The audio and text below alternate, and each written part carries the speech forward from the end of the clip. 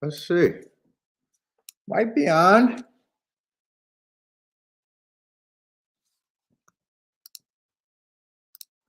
Fuck, I should have waited to see if I could bring Matt on first. We'll see.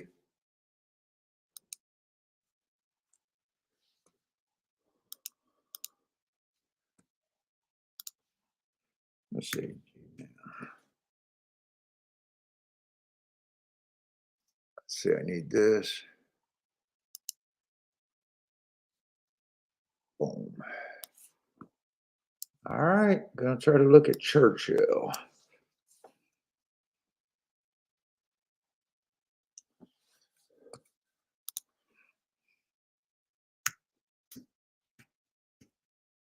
Twin Spires.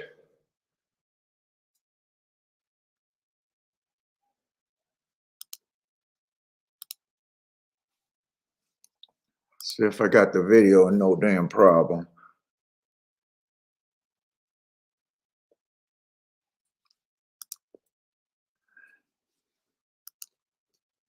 Hey, what up, Rennes Dew? Joshua, what's up, man?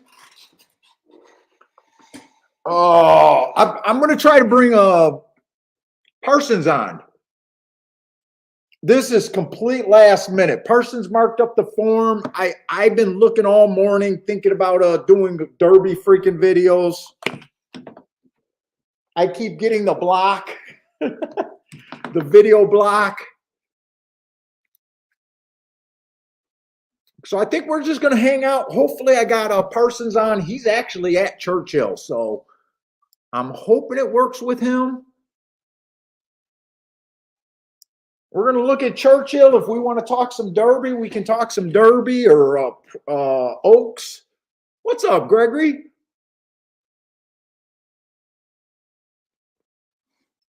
I'm supposed to be working on Derby videos, though. I really am. Are you guys playing today, or you guys just seen that I was live? What's up, Grandma? Dude, I've been hanging out with Grandma the last couple nights. She's been leaving her stream so we can be in the chat room. I've seen Charles and who was a new guy? Igu or something? Igu?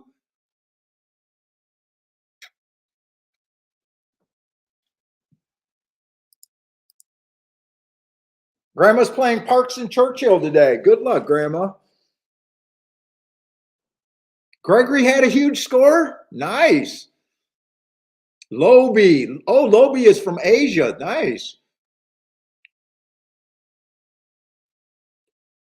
Rennes Dew said he wasn't going to play, but when the family's together, we must play.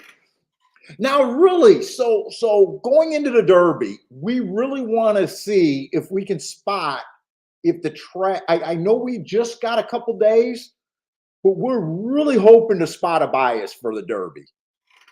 Justin, what's up, Justin? Oh, I don't know right now. I do not know if I'm going to do a Thursday stream. I still don't know. I did start marking Churchill. It took me probably over 2 hours just to mark the Churchill races.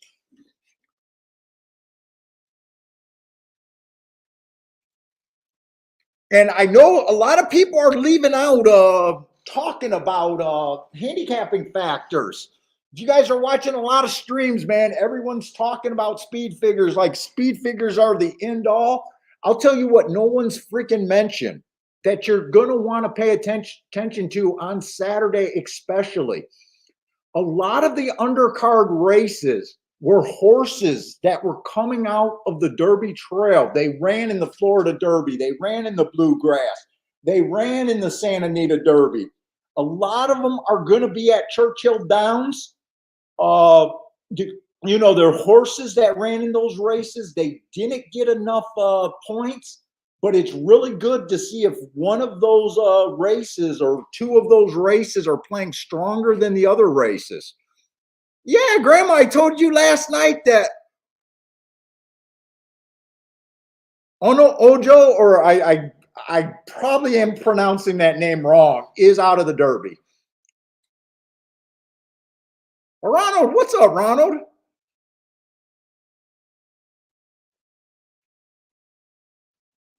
So today's probably going to be a relaxing day. If I do a Thursday stream, it's probably going to be the same thing. Nice relaxing day. I did mark up a golf stream for Friday. I am not happy with golf stream right now. I am getting more and more horses just off of one race samples and timer issues. I really do have one foot out the door.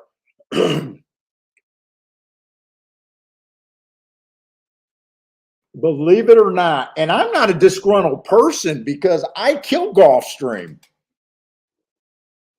But Gulfstream should be ashamed of themselves of not getting this clock worked out. Andrew is texting me that he put out some videos on the Derby.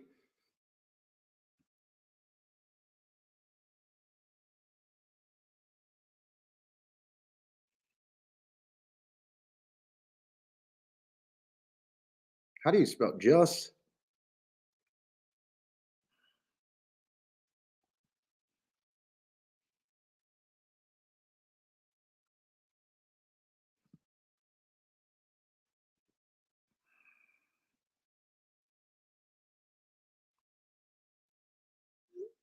For today. Let's see. Matt was just in the parking lot, so I'm going to give him a few minutes to. I think he plays from the clubhouse. Maybe we'll get some footage of him at the clubhouse. I'm hoping he can do this from his phones.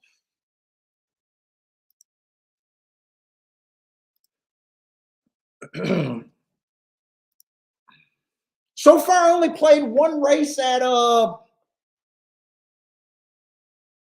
Churchill. I played a race Friday night. Parsons marked the form for me. I really wasn't interested. He was at the track, but the marks on that 2-horse in the first turf race was too good to ignore. So he won at 11-1. So I am undefeated on the brand new turf over there at Churchill Downs with a nice 11-1 winner. But so far, that's the only bet I made so far at Churchill.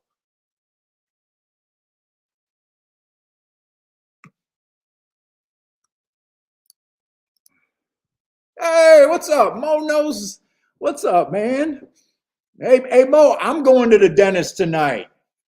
Oh, I'll probably have to cut the stream short because that's right. I got a dentist appointment today at 5:30.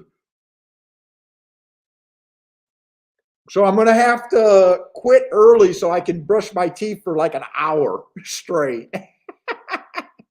I'm going to rub my gums and teeth raw.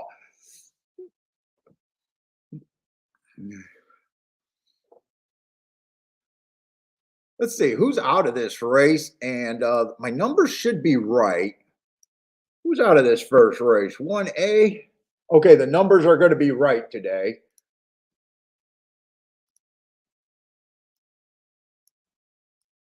The dirt at Churchill, if I remember right, is mostly speed and stalkers, actually. Disco, what's up, Disco? Hey, Disco, I'm supposed to be doing what you're doing. I'm supposed to be working on Derby videos, but I got the big old writer block right now. My wife, when she left, I told her I was going to be working on Derby videos. She said, don't come across as a dick. And I keep trying to reword these videos so I don't come across as a dick. And it's kind of impossible for me.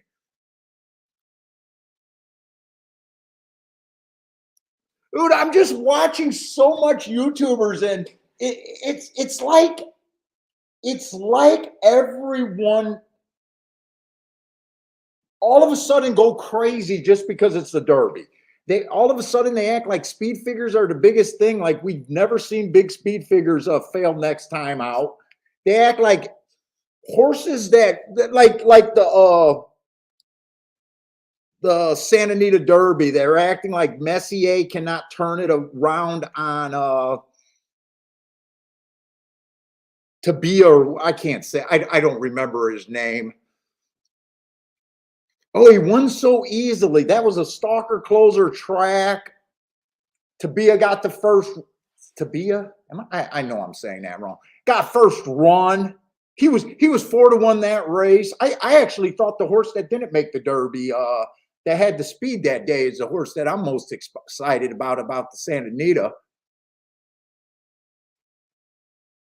So what I was going to do, I was going to make a video on each of the paths to the Derby, the West Coast path through Santa Anita, talking about those races and what I thought about those races and those contenders.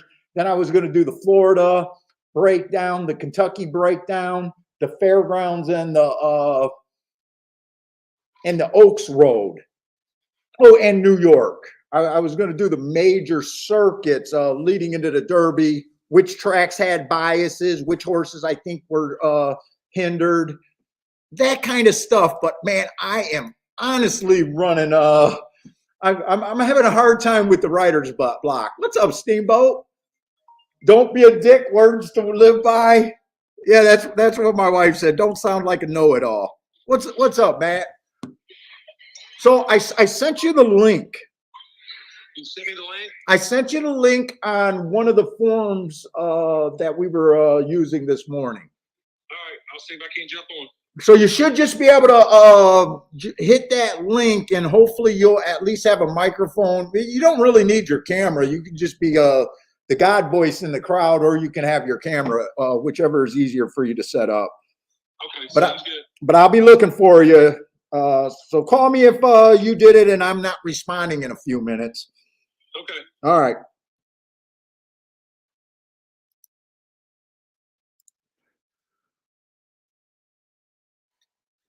Hey, Mac, I keep saying I do not know if I'm going to do a Thursday stream. I just got a Churchill. So today we're going to be doing races. I'm not like I'm mostly here to see if there's a bias or something.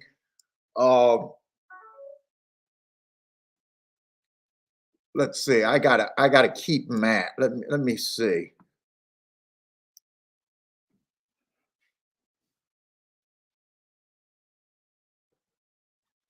Javis, what's up, man? I hope I'm saying that name. I'll just go with Jay. Javis, Timothy, what's up, man? Sam, what's up, Sam? Dude, I am excited for this Derby show, though. I am. I'm hoping I'm going to lose the nerves.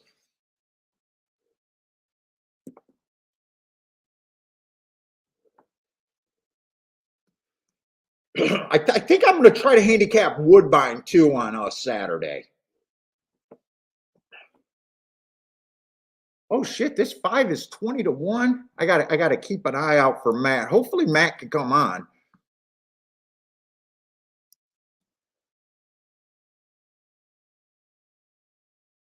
Five earned a couple hearts 2 races ago, running against an inside bias that day, going too fast to win on a stalking closing day.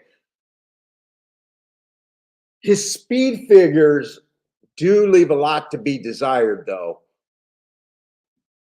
It is muddy out there. Oh, yeah, it is muddy. Let's see, who are they betting? Three looks pretty decent. 3 looks pretty decent off of that last race. He looks okay. He did have a good part of the track, though.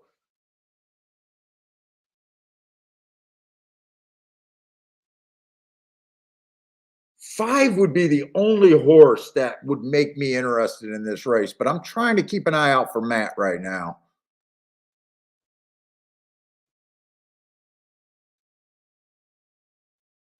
Hey, what's up, JW?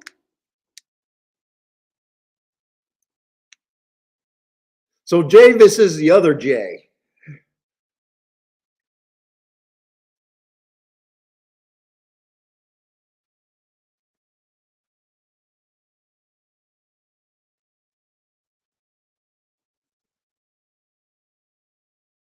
Yeah, so another thing, guys, when we start talking Derby, man, you guys got to still remember, I mean, the part of me understands that if you can hit a try or a big ticket, it could be a year, you could make your year in the Derby. but you don't want to go too crazy breaking the rules. You want to bet that race with an opinion. You don't want to use 6 horses on top. You still got to play responsible. I get it. You're going to want to border that line of going for a race and deciding if you really have an opinion. I go back and forth. You guys know me. Usually I just go against the crowd. And to me, it's not the best betting race out there. But I do get that there's extra excitement for looks like we do got Parsons. All right. Parsons, can you hear me? Hey, what's up, Parsons? Can you hear me?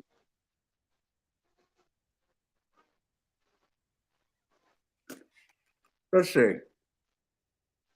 I have to turn on my volume. Parsons.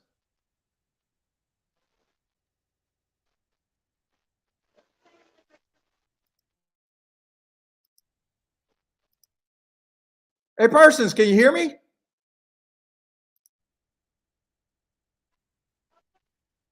I see you, but I can't hear you. And you're just sitting there. Okay, I am starting to hear something. What's up, Attila? Hey, Paul, can you hear me? That's good. Let me turn you down a little bit. I don't know if that's your end or my end. All right, say something. Yeah, I can hear you, but now I can't. Parsons. Here, let me call him and just see if we can figure this out real quick because I just heard him. Do you hear me?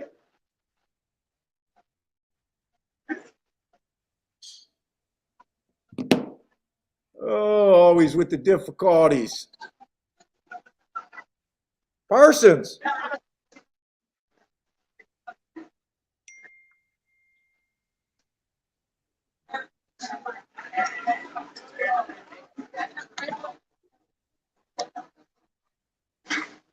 You can't hear me, huh? Let's see.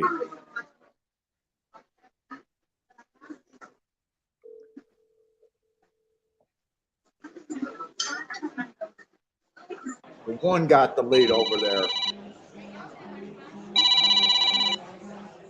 I can hear you. Can you hear me all right? I can't hear you. I heard you for 1 second when you clicked something, and now I can't. All right, because I can't hear you at all. You can't hear me no matter what, huh? Let me play with it. All right. I'll call you back. All right. I'm pretty sure that's not on my end. I'm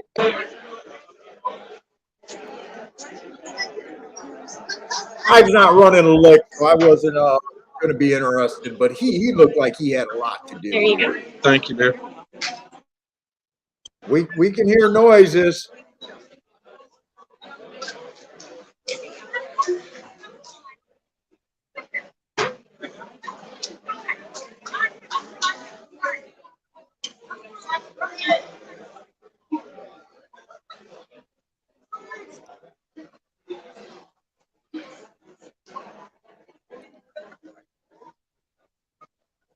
And I did want to look up to see what the last year's bias was over there, if there was one. I think there was.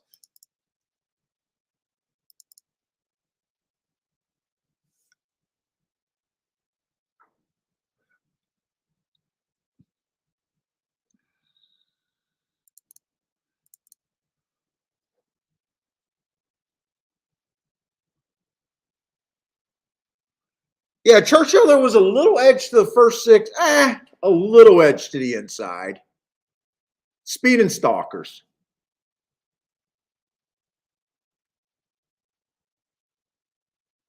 And on the dirt, Speed and Stalkers for the sprints, too.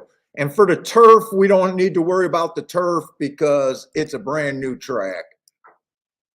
So just what I thought, Speed and Stalkers. Q Savage, what's up, man?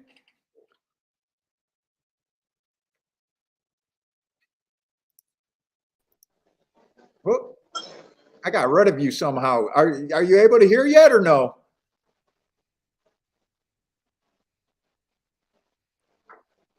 Oh, Paul, see if your microphone's turned off. my mic. Well, they can hear me.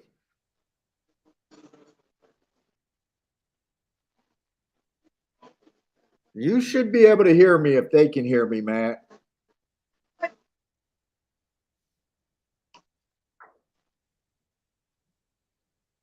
Oh, Garth loved the Derby prep video. I was pissed that the Derby prep didn't get in. I think only you guys watched the Derby prep videos.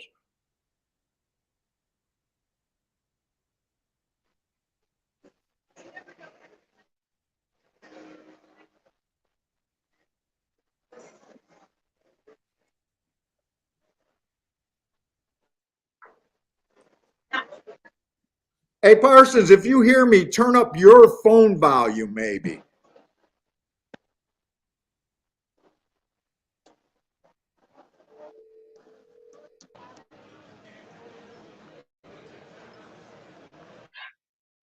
Yeah.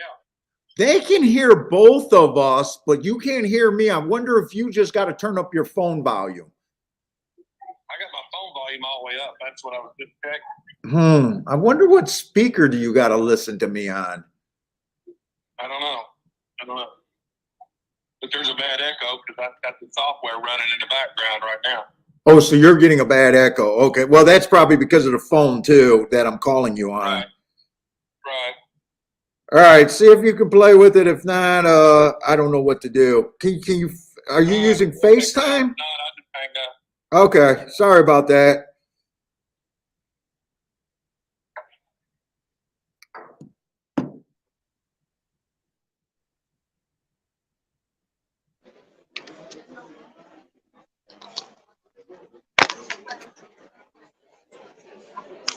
Yeah, if he can't hear me, that's going to be too difficult, even though you guys can hear him just fine, because we'll probably be talking over each other. And I know this is supposed to work because I've seen on the back video that he's able to get someone streaming from their phone. So.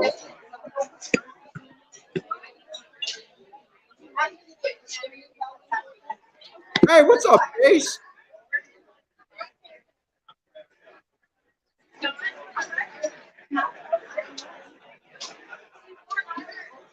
Good, look at him. He's over there in the big room too.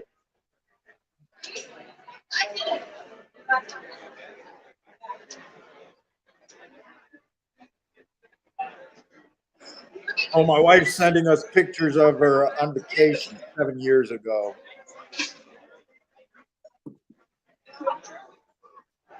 Well, I can't hear anything, but everybody can hear me. So happy Derby week, everybody. This is Parsons.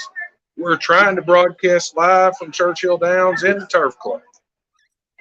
Here's the cash mini tickets. He's in the Turf Club over there.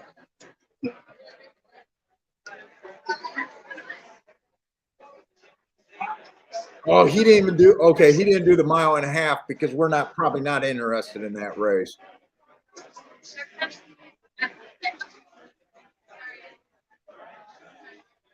Yeah. Do you guys got Derby horses yet? I don't believe in having a Derby horse this early, but.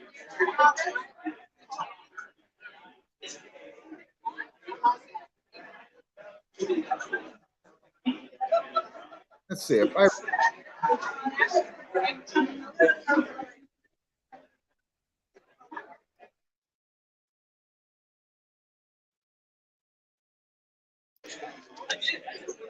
Yeah, I'm not sure it's going to work though, Parsons.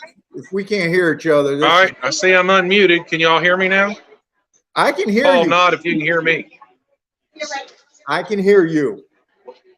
Still can't hear you all. Oh, yeah.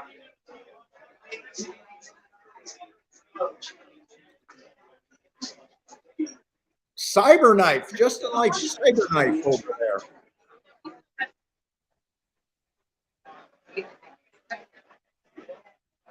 I shall return. I'll be right back. All right. Let me pull up the Derby video, or let me pull up the Derby horses. Let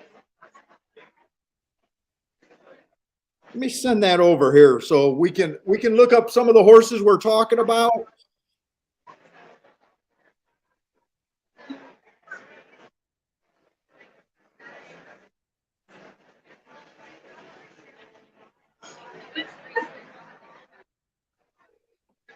Let's see who Cyberknife is.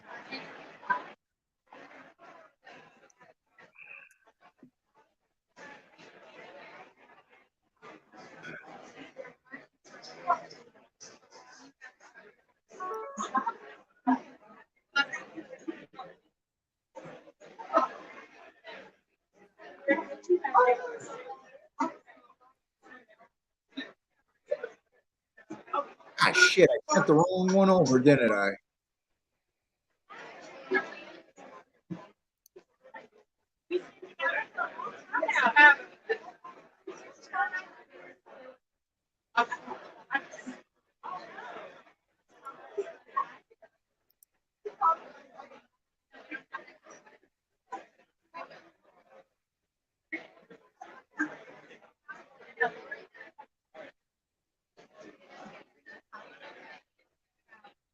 Hold up, let me get the right one, Derby.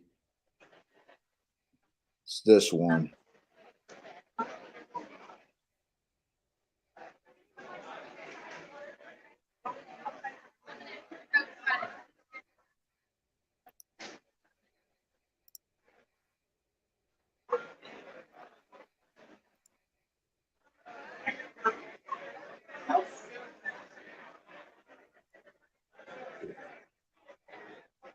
All right, that's the one I wanted.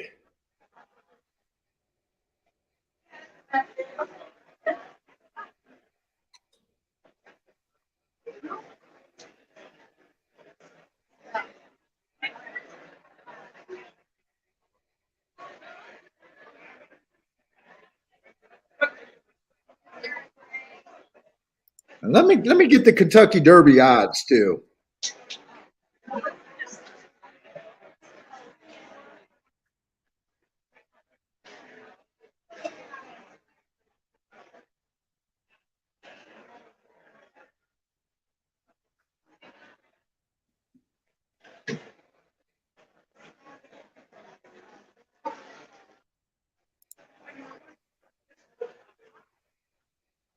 No, where are the odds at? There it is, post position and odds. I don't have the post position and the odds.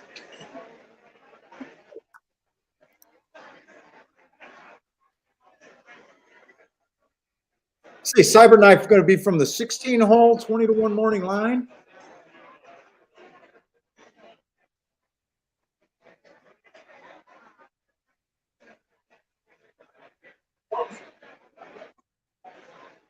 Man, he's coming off of a lot of nice races, really. His only bad race was 3 races ago, and he has a big excuse. It was an early pressing day, and he came out as a closer, and from then he improved. I say I'm going to mute Parsons until we for a little while.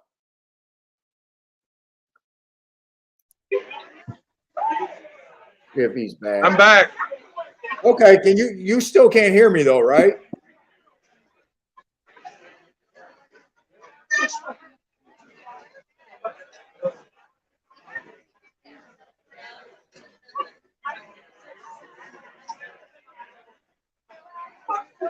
Hey, what's up, C Money? Now I went through a few old videos. I found a Derby from 3 years ago. It's called Derby Day. I don't know if you guys seen that video. It was at Florida, but it was Derby Day. I didn't have a Derby play that day. I love the 30 to 1, and I played them with it was a 1 horse. I played them with the 2 through 5 first and second.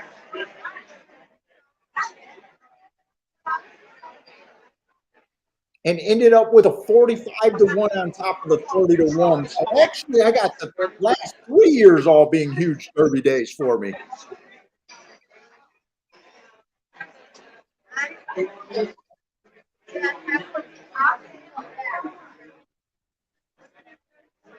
Mac and Company like Simp and Charge It. Now that chart, the Florida Derby. The Florida Derby, simplification, it was a stalking closing day. Simplification, I'm interested in him. He went too fast to win the Florida Derby. He got beat by White Arborio and Charge It, but that was a stalker closer day. If you remember that day, both of those horses stalked perfectly. I think there's some upside on simplification, some big upside on him. For a 20-1 morning line. And Charge It ran a good Florida Derby. Hit the gate, lugged in a couple of times, was making a move at White Arborio, or however you say his name. I'm going to watch that video real close about what I'm thinking about Charge It. I want to see that break. I didn't watch the start of that video to really see how bad he hit the gate. Hitting the gate, I mean, horses do that all the time. Sometimes they hit the gate and it means something, and sometimes they hit the gate and it doesn't mean anything. I do remember seeing White Arborio. It did look like he stopped riding before the wire, so I'm not sure. Charge It was making a nice run after him, but I thought White Arborio still had more. But Charge It did lug a couple times into that race. But simplification is coming off with the best marks in that race. And in the Holy Bull, when White Arborio won, that was an outside bias. Huh. Where did I disappear? Can you guys still hear me?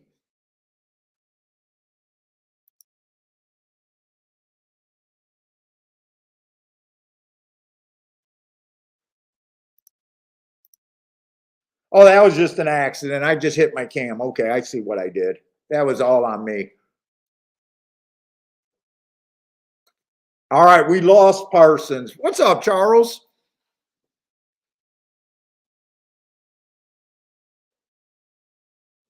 Disco is simplification still your horse? Now, the path to the Florida Derby, I thought was, a lot of people are saying that the Florida Derby was weak. Let's point out something about the Florida circuit, what happened. White Arborio won the Holy Bull on a day that I thought the outside of the track was very good. So simplification, I thought he was close to that rail. He came right back and won the Fountain of Youth on the day that the inside was good. And then we talked about how he went too fast to win on a stalking closing day. So I thought that was good. But I thought there was a couple Florida horses that went. Yeah, Tiz the Bomb was in that Holy Bull. And then he went off of that and won his next two races in Kentucky. Turfway Park, and I thought another horse, Mo Donegal. He was on the rail 2 races ago in the Holy Bull on that bad rail day, and he came back and just exploded in New York. So a lot of people are saying that they thought the Florida circuit was really weak. I don't know if I'm going to buy into that argument.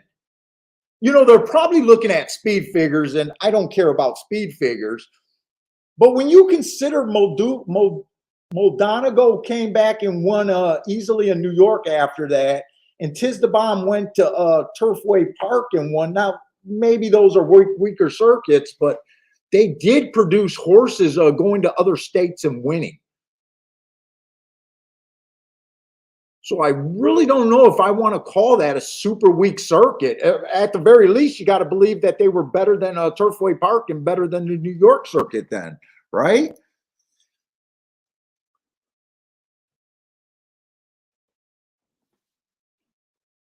Yeah, simplification in the Holy Bull. He missed the break, and I thought he ran on the inside, if I remember right.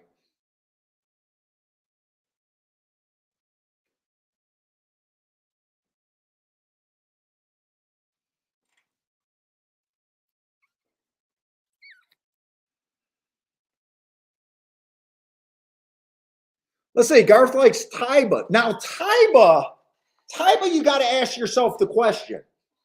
Is Taiba a freaking monster? Is he going to be the greatest thing since bread? You know, most sports are not a Michael Jordan or Larry Bird. Let's look at Taiba. Taiba only ran 2 races. Can't fault him. I think he earned the best buyers so far, or one of the top buyers. But we know where playing buyer speed figures get you in the long run. For any particular race that you can bet on. Uh-oh. I have to mute him. I got to mute him. He realized it. Sorry about that. We're really trying to get Parsons on. But Taiba.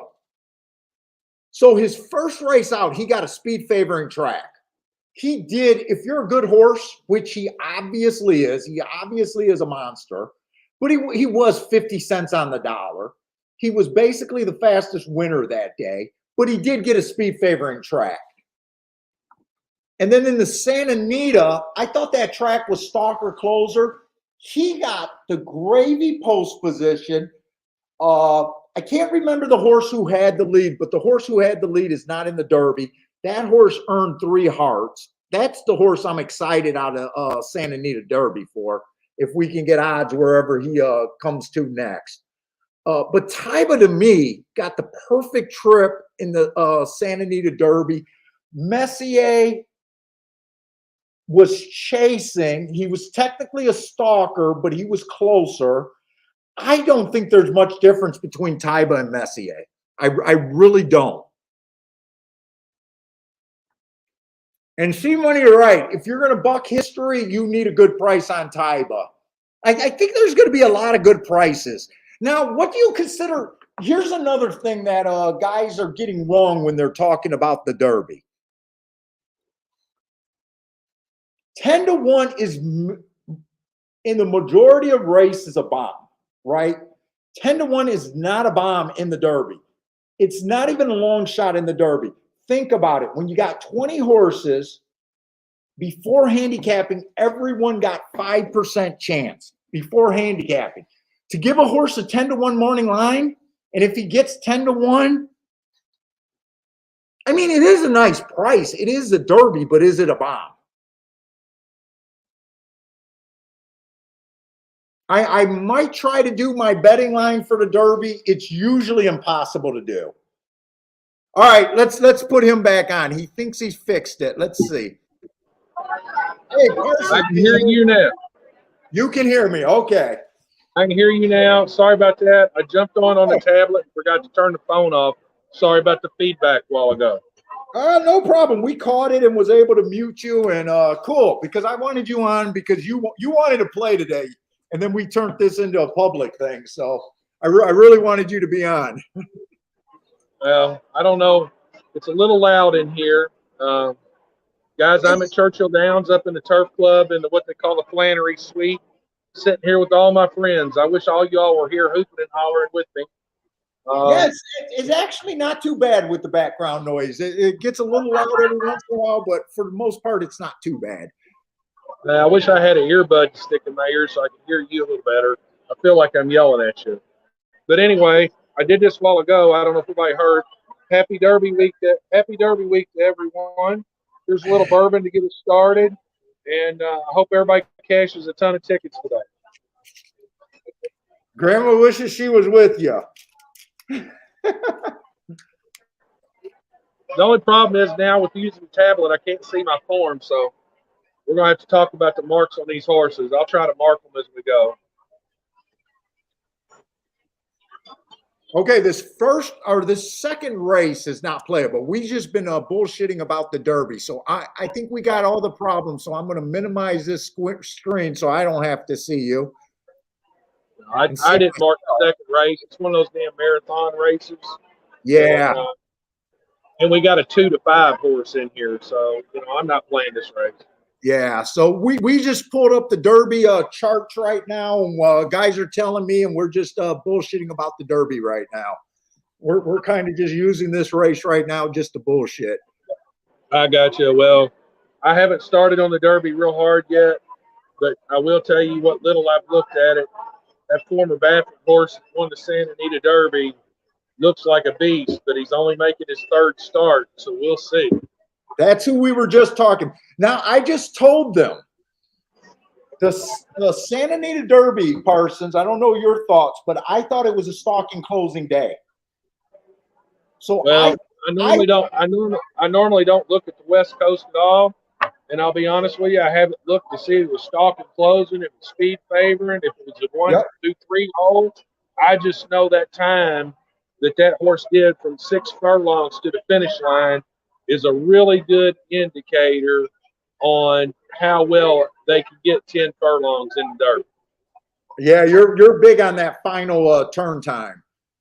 I don't know. It's not the turn time, the stretch time. You're big on the stretch time. Yeah, there's a real good article, and I think you can get it for free. I shared it with you, Paul, but there's a real good article written by a guy who just recently passed away named Stan Caris, Caris. And he used to write for the American Turf Monthly, and he was real big on that final time. You can get on Google and Google Stan Caris buck passer in the X. He's got a whole spreadsheet you can put together if you really want to. But that indicator on the final time is huge. It is huge. It's trying to get to the Derby win. Yeah, I know you've been big on that for all the years that I've known you. Probably the last 5 years, 6 years, whatever it's been. You've been talking about that stretch time as a big indicator. So you think Taiba fits on that? Yeah, I think it's a really strong indicator. I really do. See, I just thought on his first race he got a speed favoring track and he fit the profile perfect that day. He was 50 cents on the dollar. I'm not that impressed. And then last race, I thought it was a stalking closing, and I can't separate Taiba or Messier. I can't. They both were stalking. A lot of these YouTubers are acting like, oh, Taiba beat Messier, therefore he's the better horse. Come on, we've been at this rodeo before. We know that horses. Yeah, and I mean, and once again, I haven't delved into it. This is just at a glance. But also those horses, some of them ran in Louisiana Derby, but some of them went on to run elsewhere too. But look at those horses coming out of the Risen Star race. The horses coming out of that Risen Star race have ran really good, especially the ones that ran outside of New Orleans at the fairgrounds, who went on to run in the Arkansas, who went on to run in the Florida Derby, et cetera, et cetera. They look really good. They look really good. I before you got your volume and everything taken care of, I was also talking about my feelings about the Florida path to the Derby this year. I think the Florida Derby's a little weak this year. I could be wrong once I delve into it, but I really don't like anybody coming out of the Florida Derby in the top 2 spots. I do want to point out, and I pointed out to the viewers, that a couple horses that were on the Florida path, Tis the Bomb came back and won the 2 stakes races in Turfway. And Mo Donegal, who I think is going to be taking quite a bit of action. I think he's like an 8-to-1 morning line, something like that. He came out of the Holy Bull. He came out of the Holy Bull and aired over there in New York. So I don't understand why people are acting like the Florida path was so weak. I don't either. And the Tis the Bomb horse, that's one of my favorite trainers as far as having a drink with and hooping and holler with. He's trained by Kenny McPeak. Matter of fact, I had coffee with Kenny yesterday morning backside, talking to him about one of my horses. And, I mean, they're high on that horse, obviously. The guys and I know why they're doing it. I know why they're doing it. I missed the name. Who is the horse? Tis the Bomb. Tis the Bomb. Tis Okay. the Bomb. And it's easy for me to say from an outsider looking in, but if you've never owned these things, and there's people been in this game 50, 60, 70 years and have never got to the Derby, and now they got a chance to run in the Derby. I wouldn't, as an outsider looking in, I would not run this horse in the Derby race. I'd be finding the biggest 3-year-old grass race I could put him in, and I'd be on the grass with this horse. Yeah. But I will say this. If this was my horse and I owned that horse and I had a chance to run in the Derby, you bet your ass I'm running in the Derby with that. You take the shot. Yeah, C-Money. I thought White Arbario was bias 8 at his last 2 starts. I probably, out of the Florida group, I'm probably with Disco. I think I'm going to be a Disco Ball fan, just like Disco. I'm probably going to be interested. Now, you guys are. I do this live because I might not play the Derby, but right now I might be of the Florida group. I'm probably most interested in Simplification. You know, you're playing the Derby. It was a $30,000 day for you last year. No, just 10. Just 10. I wish it was 30. I wish I could claim that. 30 in the last 3 years, though.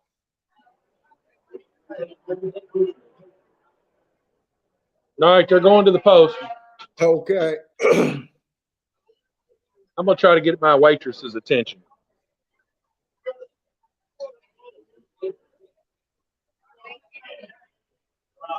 Who else do we want to talk to? I'll probably just let this race go. If you guys got plays in this race. I have the 4 appetizers. It's a barbecue chicken quesadilla, a cheese and charcuterie board, pimento cheese with pork fries, and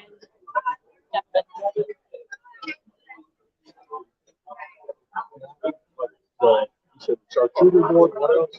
a barbecue chicken quesadilla. Yes, Garth. Forbidden Kingdom is the horse that I would have been most interested in. Or I'm sorry, from the Santa Anita Derby. You are right. Forbidden Kingdom. All right, the food is ordered and more whiskey is coming. You might have to get a chauffeur home tonight. It won't be the first time.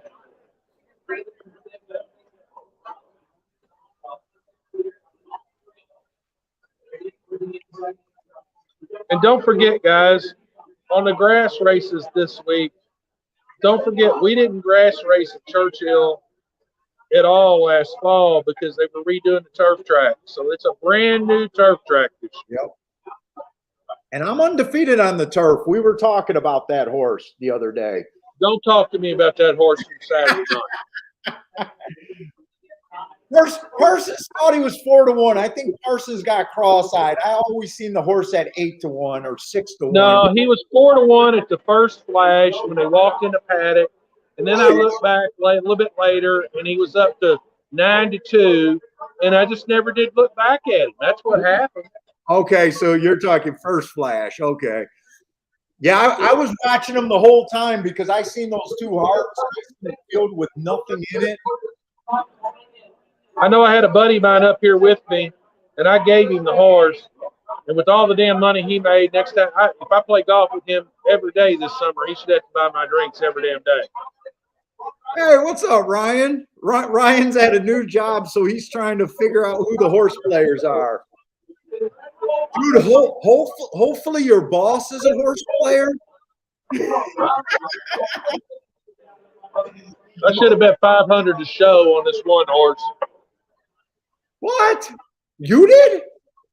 No, I said I should have been a big bridge jumper. I said I haven't made a bet yet. 500 to show? What is 500 going to show? Get you enough to buy your form and your entry in. I didn't have to pay to get in today. Now you pay for that, right? You have Derby seats, but you sell them every year, right?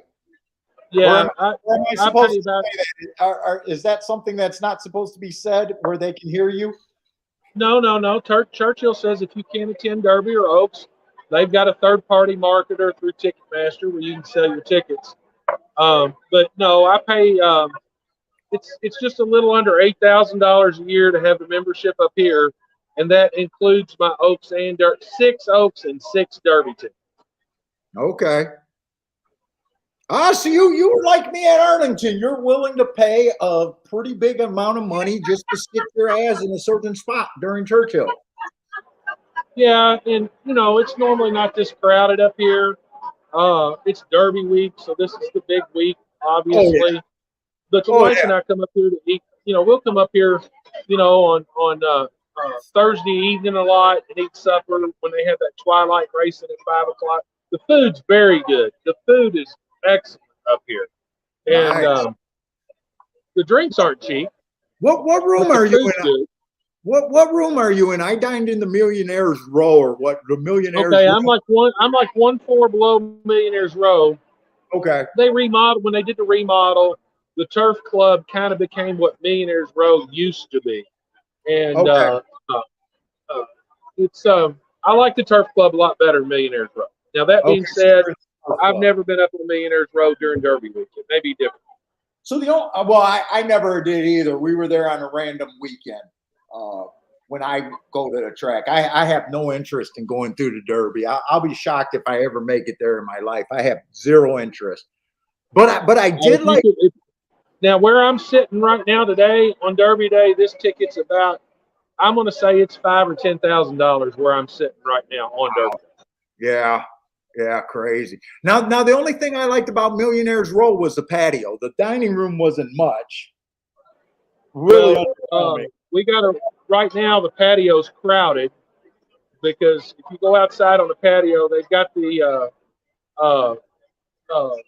You're talking seats about the set up patio. for Derby Day and stuff. You're talking about the Hey, patio. I'm gonna try to get somebody to come over and say hello. Ah, get some people, man. I see Kenny McPeak. I'm gonna go see if he'll come get on camera and just say hello to everybody.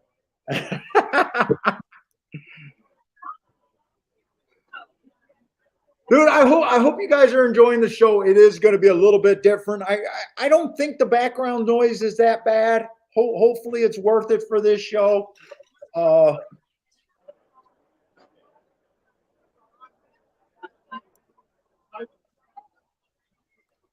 Parsons hobnobbing with the jockeys over there. Yeah, Ryan, the dream is if you're a horse player and you have to work is to get that boss who you're his go-to handicapper. That's what you need. He said he'd try to come over and say hello, get on camera. Ah, nice.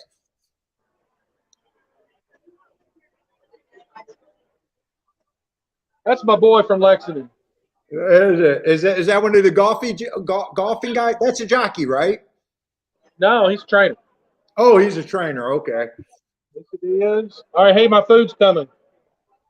Barbecue chicken quesadillas, and then I got a full charcuterie board that's big enough for 8 people. Nice. Let me get the scratches for this race because we want to. I want to make some plays. There's nobody scratched here. Okay, no one's scratched.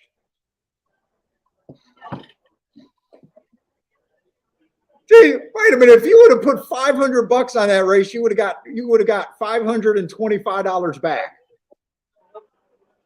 Parsons, dude, if you're ever near me and you make a bet like that, I'd have to kick you in the nuts. Come on, Parsons. You don't play that much to sit there and make that type of bet.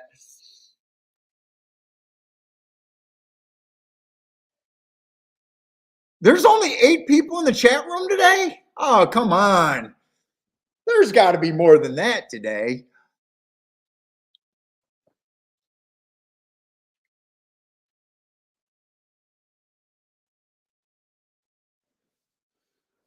Grandma says her Twin Spire VIP cards get her in several tracks.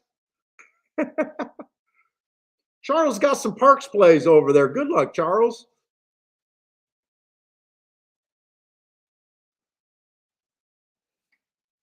Well, let's take a quick look at this race. I think he might have muted himself. Let's say we got a claiming 20,000, 6.5 furlongs.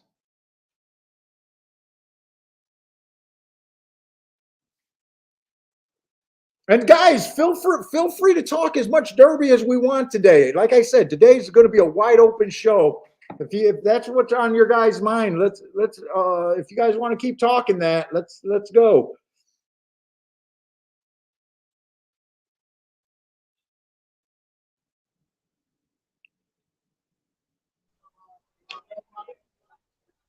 Let's say no one in this race got crazy good marks. Let's see, we got claiming 20,000, non-winners of 2 lifetime. Let's see, the 1 horse, 3 races go, 1 race samples. Oh, looks like he could be a speedy stalker on his best day. That race 2 races ago, he ran against an inside bias. He had the 6 hole. He came out decently fast there. That to me is a little interesting of a race. But did not get a bump in his last race. He was just average, slow. Stepped up arguably a bit in class there, so it's taking a bit of a drop here. So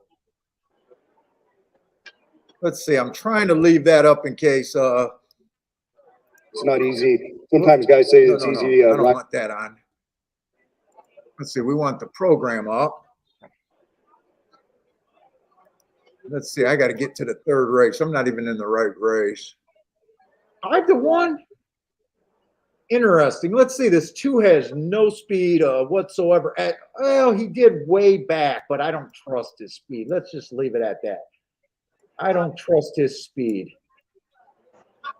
He had it probably 9 and 10 races ago, but other than that, he looks like a closer stalker at best. Ran against a rail 2 races ago.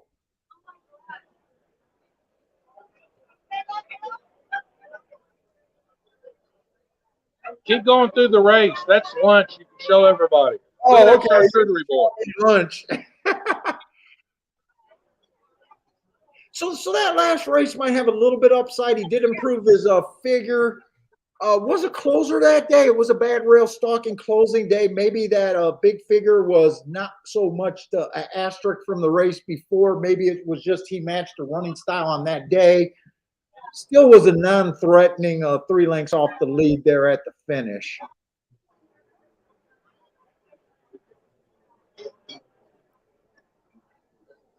Let's see, the 3 horse ran on a bad rail last race. I have a little bit of speed. 11-1. There's not a lot of form in this race.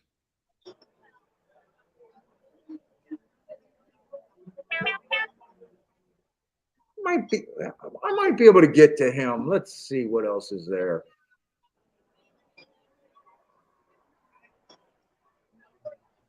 Four Horses taking a decent drop here. He's going from beating claimers, kind of the non-winners of 2 lifetime. That's probably a bit of a drop. Let's see, 3 races ago, inside stalking day. He was a stalker, chased the slow race of the day. So that race could be a little sneaky. That race could be a little sneaky. 2 races ago, had a good part of the track. Inside was good. Came out fast before getting tired. There's not a lot of speed in here. What's up, big guy Bentley? And then last race wasn't his running style. Now, Yahoo, everyone's blowing up my phone. 5's taking a big class drop, but I don't like him. I don't really care for him. This is a 6.5 race. He's a sprinter, or he's a router drop, and did run against better.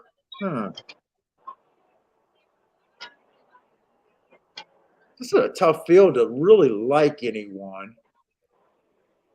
Let's say 6 earned hearts 2 races ago, but that was at a route. How's my big boy? Yeah, you're wondering who I'm talking to because this is not the day that we do this. So I do like that race 2 races ago. 3 races ago was a pretty good race where he broke his maiden, but he had a good part of the track. What? We just came from outside, so I know you don't have to go outside.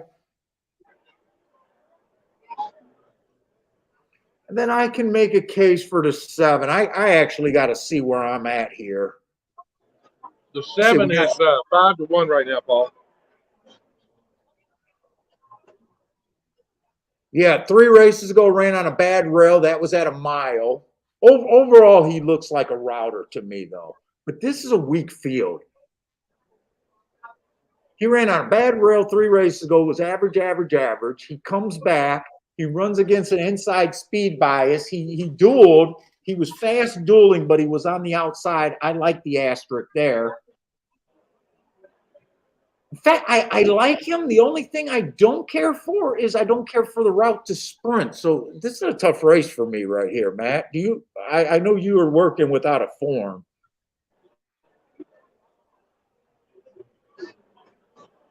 Let's see, I can make a case for the 1, the 3, the 4, the 6, and the 7. That's quite a few horses. 1, 3, 4, 6, 7. Let me make sure I got those numbers right. Yeah, 1, 3, 4, 6, 7.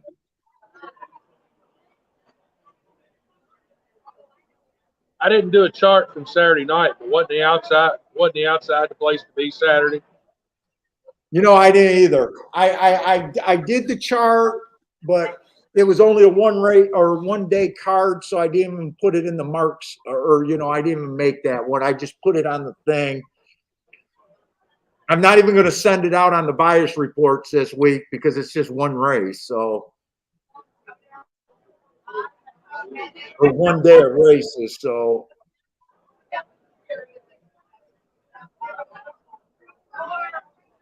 who's the most likely horse here to get the lead?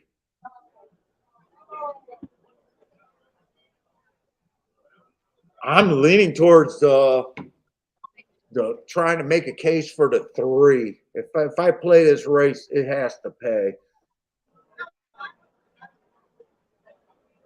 The 1 and the 3 might be the 2 most likely horses to get the lead. 4 is definitely still in play.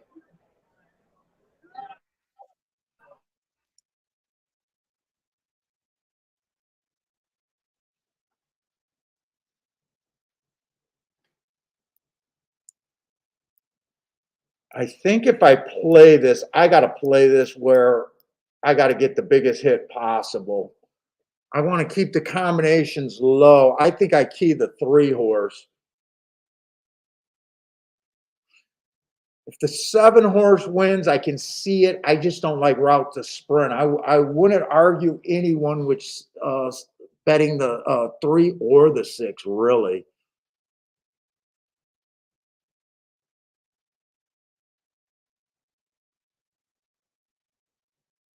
Both of their best races came at routes. 4 to me, and I don't know. I don't even know if 4 is the safest play here.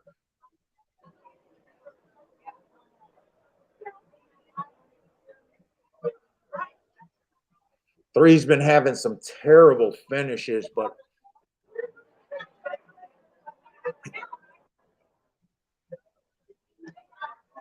am I pushing? Am I trying to make too much happen with this 3 horse?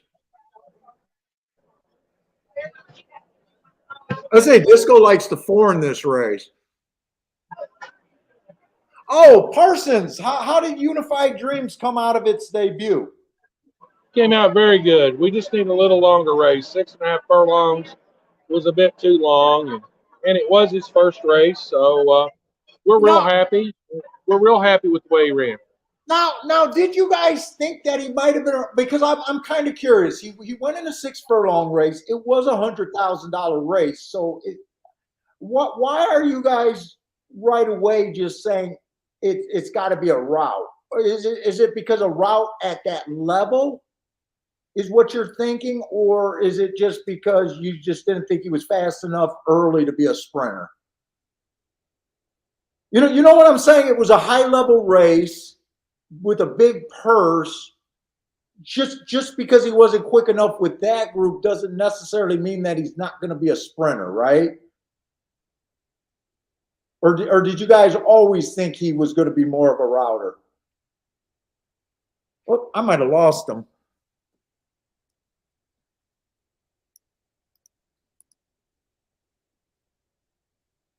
I guess I'm going to have to ask that in a little bit. He looks like he froze up, so it looks like it's on his end. There, am I back? Yeah, so you didn't hear any of that? No, I heard every bit of it. Oh, okay. No, just by the way he works in the morning and way he's been breezing, we've kind of thought that he was going to be a mile or more horse every time, all along. Okay. He just doesn't have that burst of speed coming out of the gate like most sprinters have. But this is where I butt heads with my trainer, and I always say there's a reason he trains horses, and there's a reason I own an insurance company, and that is he likes to go 6 or 6.5 like we did last Friday, first time out. Now, he was open to running a one-turn mile here at Churchill. Churchill's only a mile race is only a one-turn race. Uh-huh. But the logistics of that didn't work out, and he was kicking the stall down because he needed a race. Yeah. Sometimes you just got to run them when you think they're got the energy and ready to go. Yeah, that's it. But you guys, I need to go bet this race. I'm leaning on this 4-7. I can't pull my marks up on the form. That's what I was trying to do, and I went away. So, yeah, I was laughing at Mo saying that was a powerful question. I knocked your mic off. Because I'm always curious, like, what's the thought?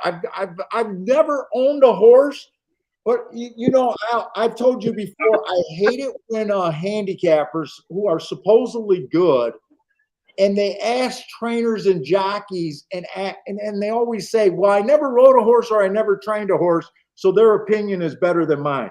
I say bullshit.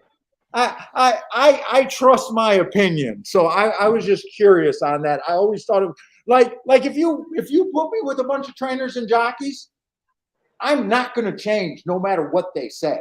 I'm going to believe in the biases. I'm going to handicap. I believe they're in a different game than I'm doing. They want to get the stock, and they want to sit their butts on certain types of horses, and they know if they just get enough horses that they're going to win races. But I trust my opinion above all. You know what I'm saying? And that's why I always come across as an asshole.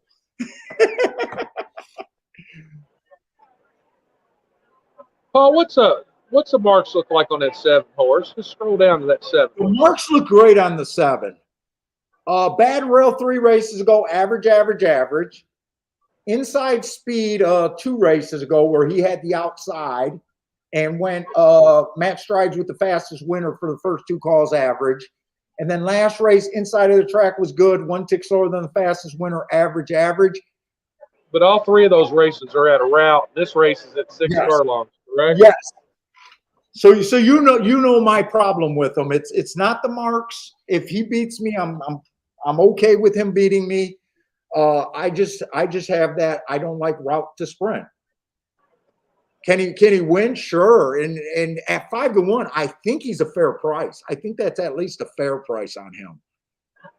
How's everything going for you? Everything's great. Did you like the quesadilla? Quesadillas were really good. I'm getting ready to move that over here close to Do you me. want me to bring you a little plate, an app plate? Please, that'd be Okay. great. And you're finished here? I'm finished there. All right, let me take this and I'll be back with the plate. All right, thank you.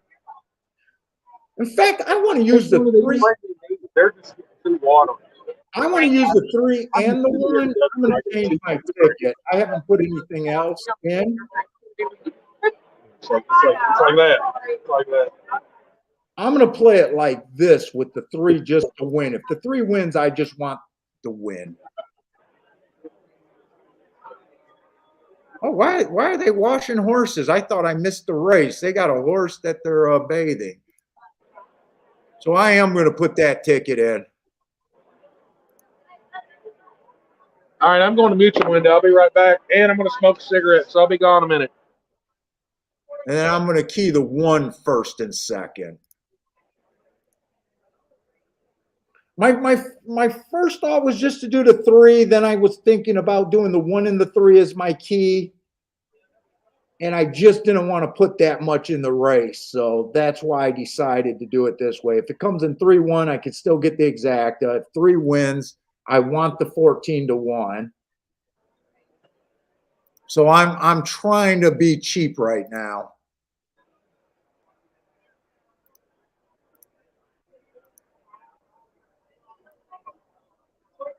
And if Parsons didn't call me, I wouldn't have done the stream and I wouldn't even played today. Let's see, Disco likes the 4. He says the 4 is a off-track horse for sure. Charles B says the 6 had 3 trouble trips. 6 would not surprise me here either. Yeah, 6 ran on a stalking closing track 2 races ago. And he's dropping. Maybe I should have used the 3 and the 6. But I do like 5 horses here. I think the exact is going to be this, except I'm not doing a 5-horse box. Yep, Grandma Parsons always gets me with the peer pressure. I'm supposed to be working on Derby videos trying to get freaking that YouTube to work out for me. I made a Derby video 3 years ago. 3 years ago, that got like 30,000 hits. If I made that video with what I get paid for YouTube, that would be like $300. But I haven't got the energy to do it.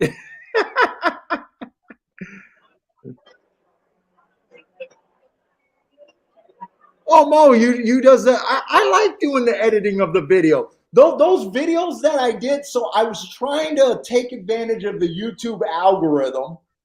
I'm sorry I put you guys through it. I thought we were going to get a lot of public views on that. So I was trying to make money on YouTube. That's why I did each horse separately instead of all the horses. So I was trying to take advantage of the YouTube algorithm. It didn't work out because I swear to God, my views are less than what they usually are. So I think only you guys watched the video and I didn't get a big bump at all.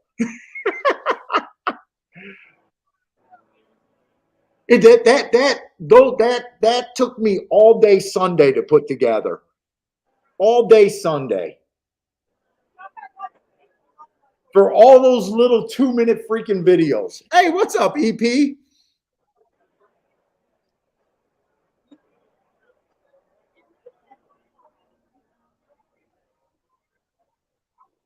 Yeah, and I took that idea from other people because other people have been doing it. Some people have been showing the videos. Some people haven't, just talking about it. But they've been all getting like 1,000+ views. And I thought, okay, I can at least count on that. But for some reason, I don't know if I don't do the search right, but it did not work. Oh, no, I don't think you were making, I don't think you were saying they were bad.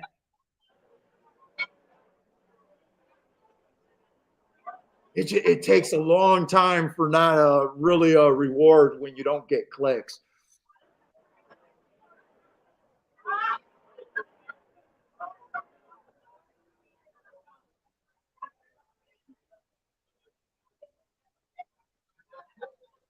But I still might do the oh, they're going in the gate. Okay. I still might do the breakdown to the road of the Derby, and I might do a final video or just rely on the stream.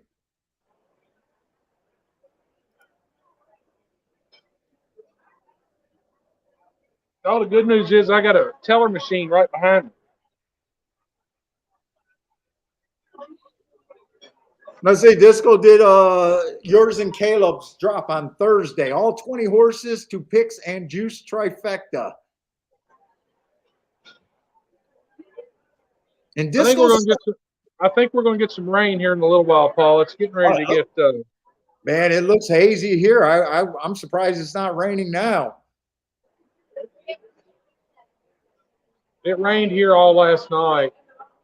Yeah, the track looks. What is this supposed to be this weekend?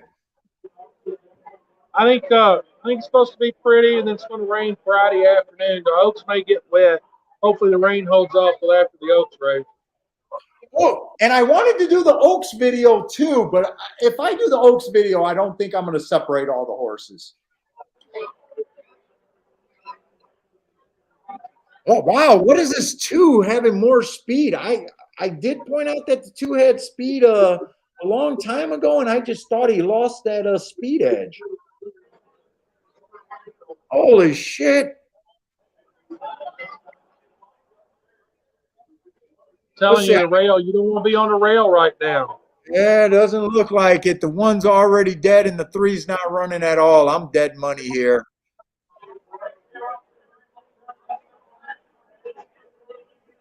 Watch this horse out in the middle of the track.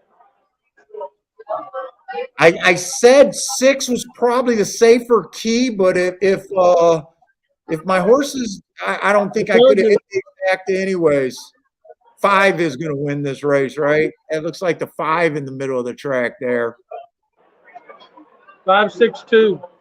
Boy, that's a horse that I did not like at all. He was a horse that was making the biggest drop by far, and I still didn't like him. Route to sprint, no speed whatsoever. I'm really going to have to watch this track. Speed did not hold up. And the inside was lousy. Yeah, I'm not sure if I really had the engines on the inside with the 1, 2, 3. Two held up pretty good, but that is definitely something I'm going to have to think about right now.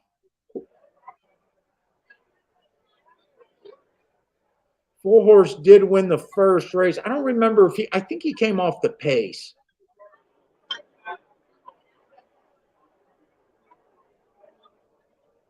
It looks like it started raining out there.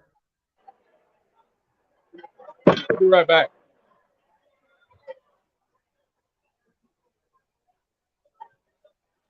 Yeah, I did not care for that 5. He took money at the window. He was 9-2. He was the biggest. To me, if you're a class handicapper, you should have hit this horse. If class is your number one angle, 9-2 sounds like a good price. Dropping from those. Wow, those were starter allowance 30,000s. That's probably a super big drop.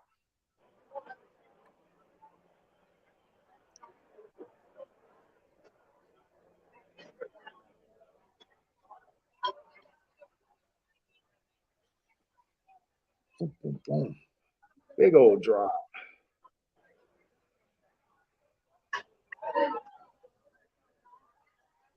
And fuck, since I'm not even close, I got to write down what the results. Actually, 2 of the horses that I wasn't going to use hit the board. And I had 5 contenders, can't even have the winner and only 1 horse hitting the board. I'm going to put a little R right there. That's just the results. I want to remember. And maybe I should look at the first race results now. Although the weather did change. Although the track's still wet, it's just getting wetter. Let me see that first. That came in 4.36 the first race.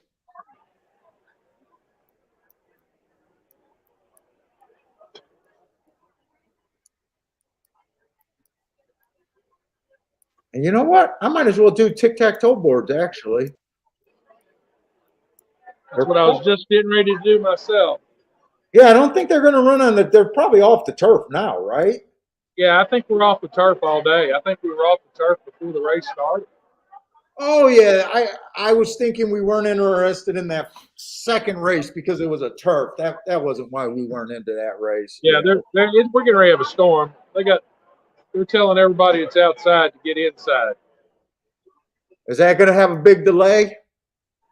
What's that? Is that going to be a delay or? Could possibly be a delay, yeah. Or They maybe won't race while it's thundering and lightning. we'll just go Derby talk then. Well, give me a chance if we can go through the form to get my marks on my program. I mean, I did those marks for you, but I don't have anything marked because I can't see it.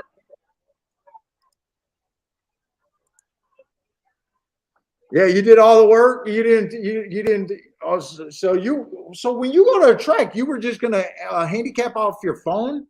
No, yeah, I was just going to work. I mean, I had the marks. Those are my marks. Remember, I sent them to you. Yeah, no, I know that, but you still would not, dude. I bring my tablet to the track. No, I got my tablet, but I can't be on the show and look at the marks on my tablet. Oh, why can't you? That's two different things. Oh, Well, that's what I tried to do a while ago, and it cut me off. Oh, so you got to use the tablet.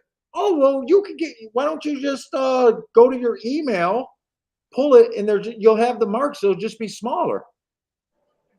I may do that. See if I can't. The only thing is, my eyes can't see that damn good. Well, I blow them. I blow them up giant. It's a pain in the ass. You gotta have a better memory.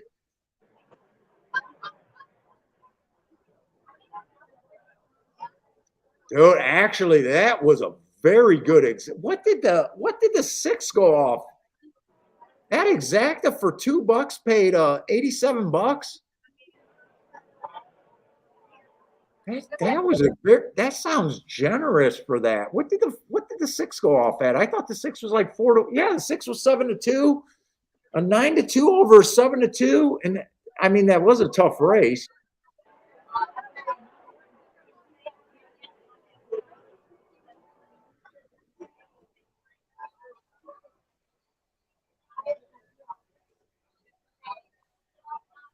And 5 came from dead last. So 5 did close that race. I'm just now seeing that on the replay. So 5 did close that race.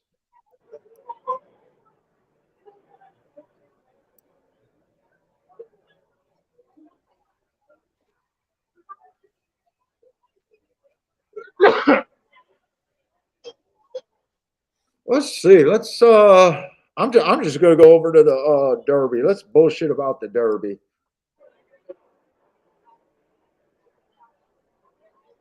Anyone like Epicenter? Is Epicenter's anyone's Derby horse coming from the fairgrounds? Now, fairgrounds, we know how good Speed has been at the fairgrounds.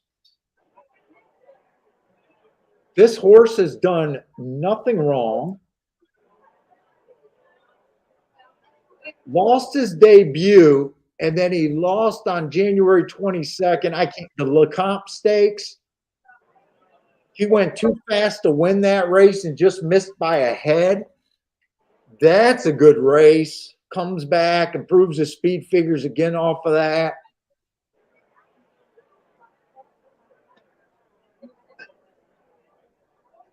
Part of me thinking about the fairgrounds path is Speed was so good and the inside was so good. I know he's been running from the 5 hole, but he's been front speed, so I imagine he got over to the rail almost every race. Part of me is wondering if Epicenter might not be as good as he is on paper. In the Derby, I prefer horses that overcame trouble.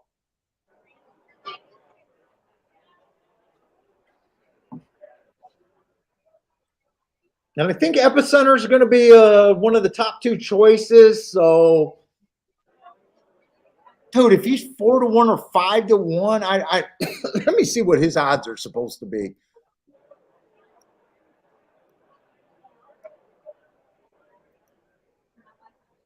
Why do I got 2 Twin Spires open?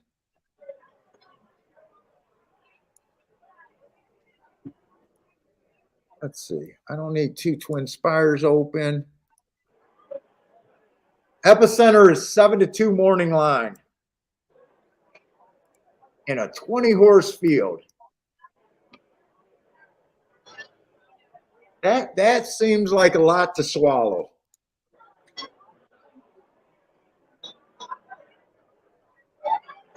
It just seems like I'll be able to find so many spots and pass on 7-2 shots the next 3 days, or how many days I'm going to decide to stream.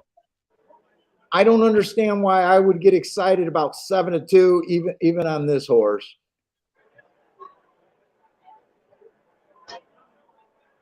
Let's see, Zandon was over there in Florida for the Risen Star. He was on the far outside. So it makes sense that he can improve his speed figure after those 2 asterisks. He did run on a bad rail stalking closing on that track for the Bluegrass. He did get the track perfect for him. But that's kind of more what I'm looking for. I'm looking for horses that earned asterisks or at least hearts and triangles.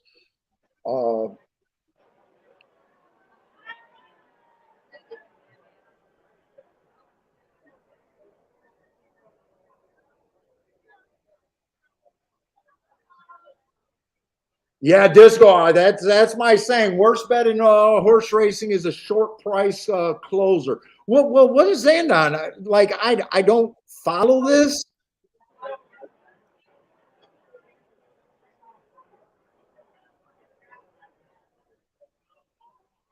Oh, Zandon is the 3-1. Oh, Jesus fucking Christ! I'm sorry I even mentioned it. Dude, just taking 3-1 in the Derby is so fucking wrong. It's so fucking wrong. Unless you're king off a try or something, or it's so fucking wrong. It's wrong on every fucking level.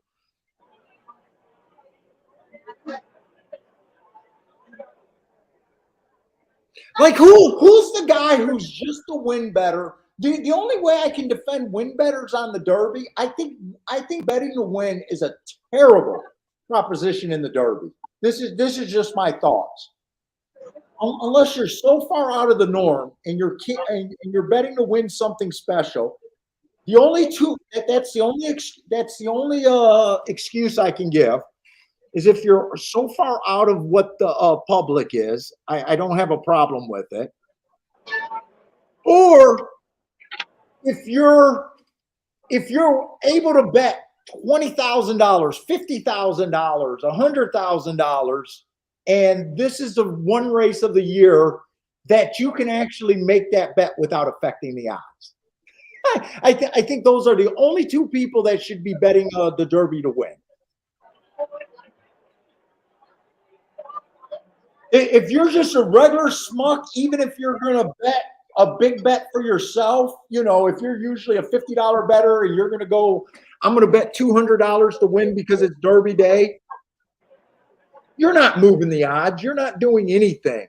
To me, it's better. What you can find 3-1, 7-2, and fucking 5-horse fields. Why the hell are you trying to fade 19 other horses to get those rewards? It does not. People lose their mind on Derby day. By the way, Yes, we do. By the way, if you hit the Derby, you just hit a race. Unless you hit the Super or the Try or something, for the most part, is my attitude on the Derby. Let's see. Attila says, Zandon deep close to win last race. Derby is so hard to make that winning move unless it's a muddy track. Well, Country House was Paul, I think you need to look at the Oaks race because two of the best bets all weekend are going to be the Oaks Derby double and then the Oaks Old Forester turf race in the Derby. Pick 3. You know Those what? are 3 of the best races. 2 of the best bets, and you can generally get paid pretty good in there. I usually play a token Oaks Derby double. Well, don't forget about the pick 3. I do forget about the pick 3. And I just because you sent that, we can talk about the Oaks too, guys and gals. It's only the second biggest wagering day in North America on horse racing. Now I got my forms before the field was made. So if I'm talking about a horse that is not in the race, it's just because I got the form early. And if it wasn't for streaming right now, guys, I would not even be talking about the Oaks in the Derby. I would be, you know, who do we like for the Oaks? You got any thoughts on the Oaks? I think the Pletcher filly, I think her name is Nest. I heard what do the marks look like on her? I don't have any marks on the Oaks horses yet. I just sent you the marks for the Oaks. And I think I sent you the Derby marked up too. Nest is one of the horses. Well, just the way she won the Ashland at Keeneland, I was really impressed. But now that I see her marks, I'm not that impressed. Yeah, I got her as average 4 races ago, but she is a closer. She is a closer, so my marks aren't always as uh-oh.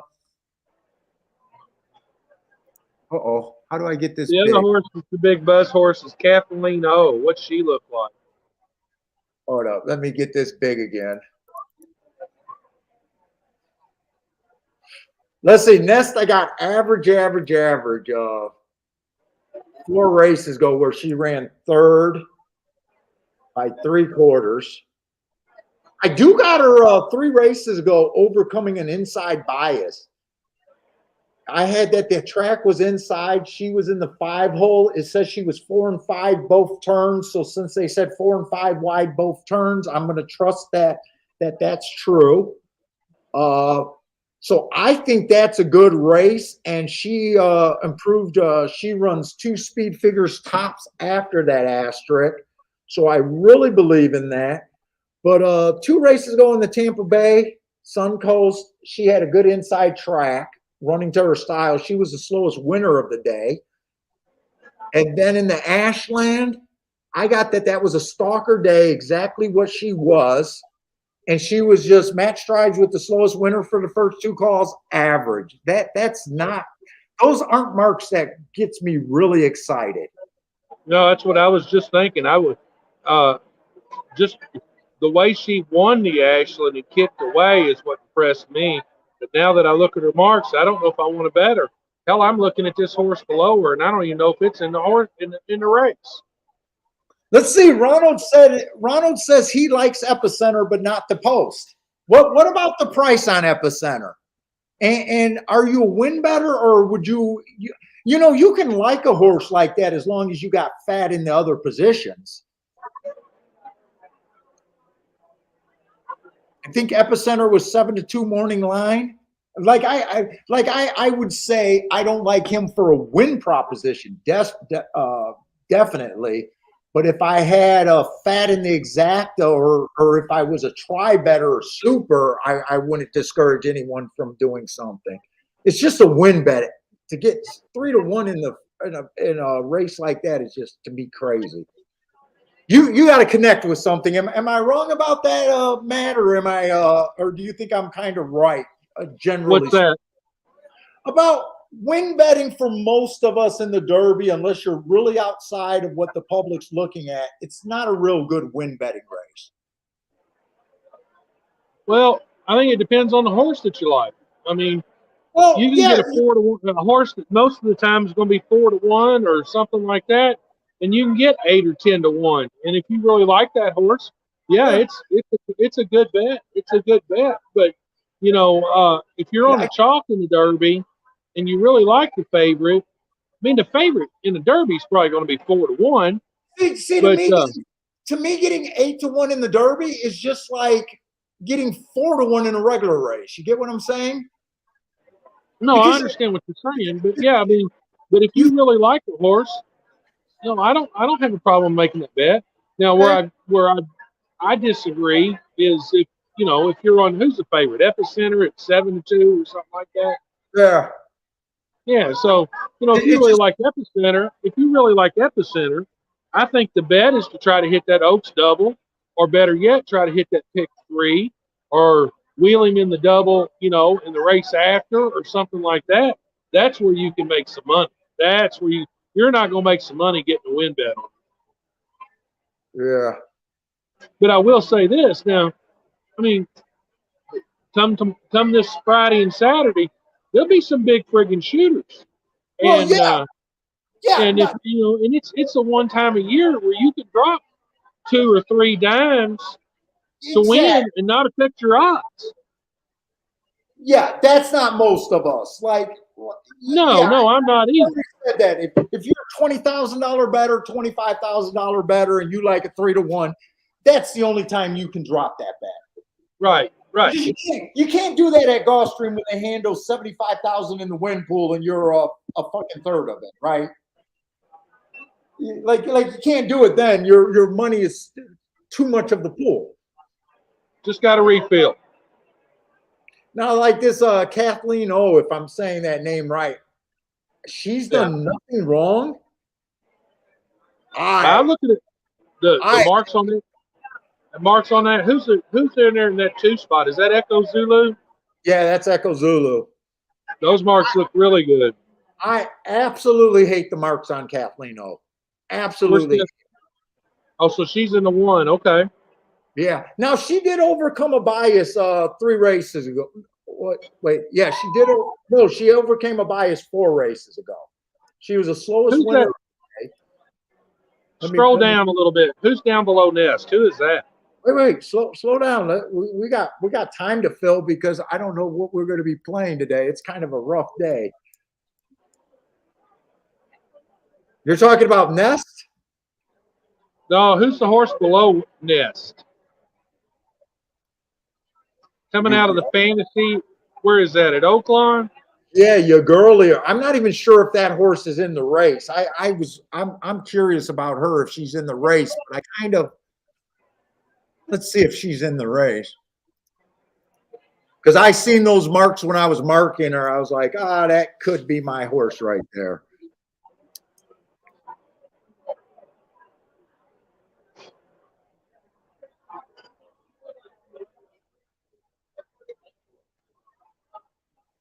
Oh my God, look at you.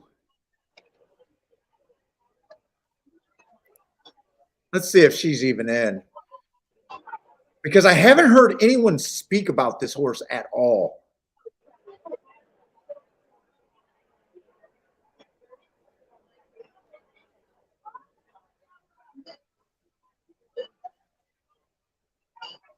Oh, she's 30-to-1 morning line. That might be what I might be interested in her. Yeah, look at those marks. You said she's 30-to-1. Yes, and in the 6-0. That's what I'm looking for. 4 races ago, she got an early pressing day. She was average there. That was her 2nd race of her career. She started with a 95 speed figure, then she looks like she bounced in 83. But after that, she's been on Heart City. 2 races ago, she went down to 86 speed figure. I had that it was an inside stalking closing day, and she went too fast to win. And then she comes back and puts up a 92, being fastest pace of the day right there. I don't know, but our storm's over. They're back on the track. If you want to get back to this race, then we can come back to the Oaks. Yeah, let's look at this race.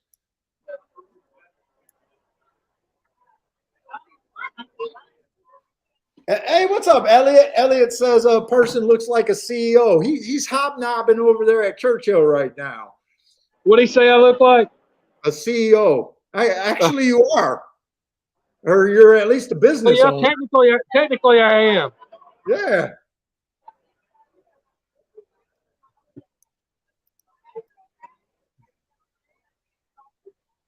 Wait. I got to find today's. So we did see a few races after last race. I'm wondering if this track might be outside and off the pace or one of those 2. I'm looking at this 5 horse right now.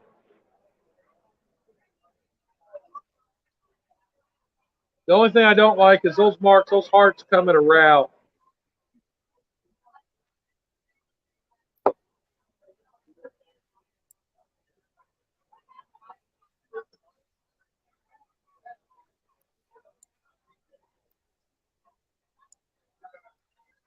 Let's see. I'm trying to get the feed.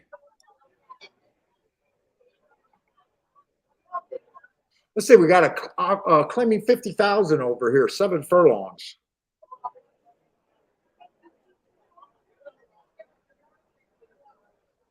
One. If They're betting the 1 because he's coming out of those stakes races and he's dropping down for the claim. That's why he's 3 to 5. Wait a minute. What am I look? Oh, I'm in the wrong race. Okay, I went back. Okay. Well, this might be a race that tells us about the rail because we finally got a favorite on the rail.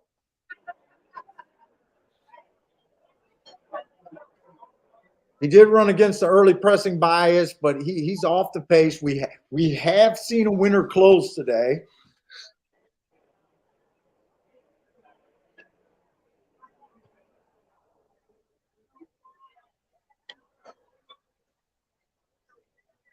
Two ran against the bias 3 races ago. He was in the 5 hole when the inside was good. He was average there, or she was. And then last race, I got that the rail was bad. Matt strides with the slowest winner, 1 tick slower than the fastest winner average. I like that race. Speed figure improved last race, but she was still average, slow, average. And that was a slow pace of the day, actually. That's a sneaky good race right there. But she's going to be inside too. So I don't know if I want to be on the inside right now. Let's see. We don't have marks on the 3 horse because we don't keep track of that circuit.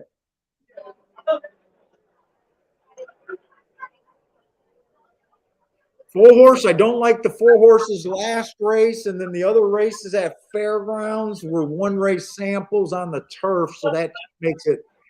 I just don't have a grasp of this 4. Looks like he has speed, but I prefer betting on marks than anything.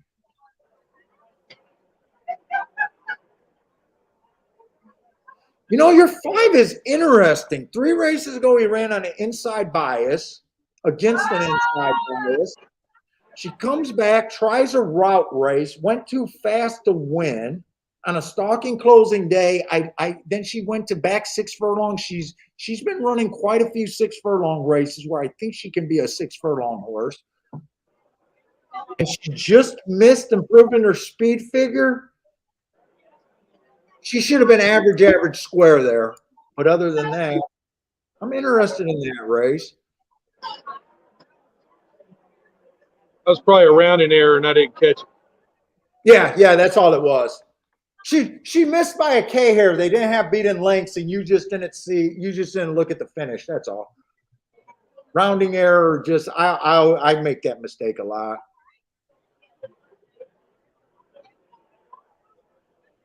Dude, I'm interested in the 6 and the 5 here. Hey, Charlie. I'm doing a YouTube show. You can get on camera. Hey, Paul. Yeah. Say hello to my friend, Churchill Charlie. Hey, what's up, Churchill's Charlie? He said, "Happy Derby week, boys."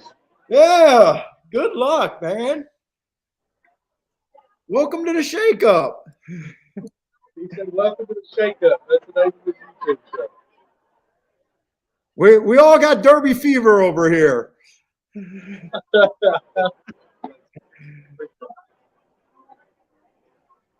See, Parsons knows all the important people.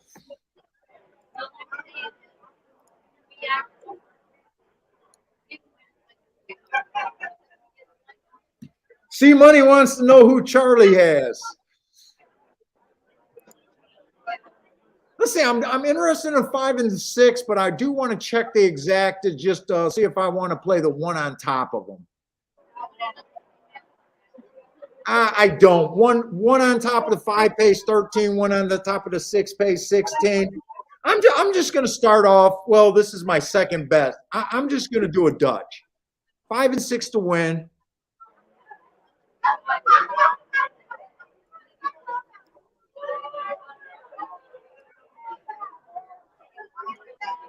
5 and I 6 to wanted to win. play a double. Play bet category here.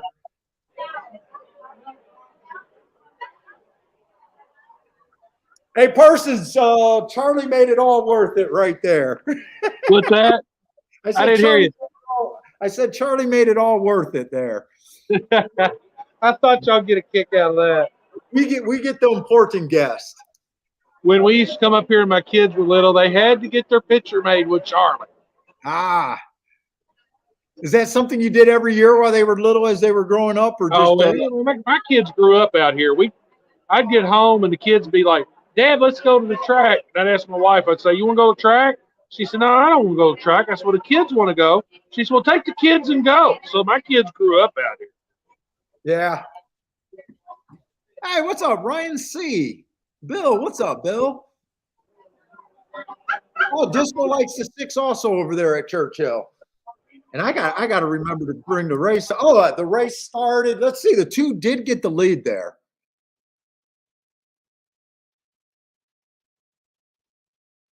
I'm going to use this time to go to the restroom. I'll be right back, Parsons.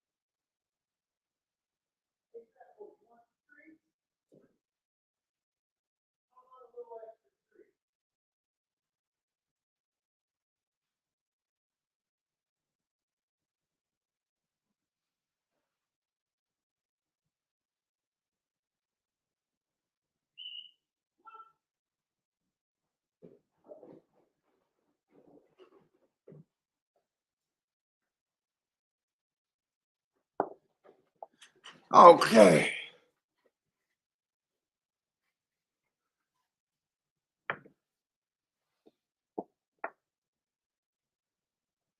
Who won that race? Oh, did 2 go wire to wire there? I have no clue. I thought the 5 and the 6 was in gear. Oh no, 5 won it. Okay. All right. We'll take a little 5 to 1. All right. Outside of the track, maybe.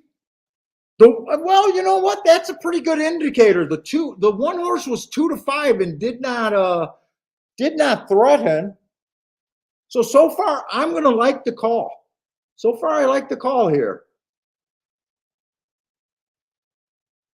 Let's see. 5 would have stalked because 2 had the lead.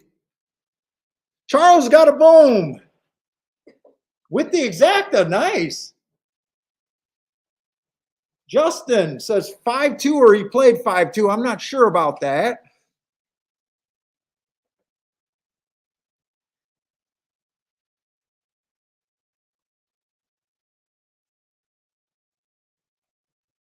Okay, so Ronald says he likes Epicenter, and that's his key in the trifecta.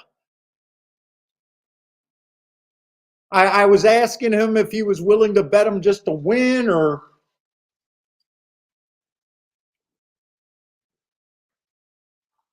Oh, Justin played the 2 with the 3-5. So Justin, oh, that cost Justin there.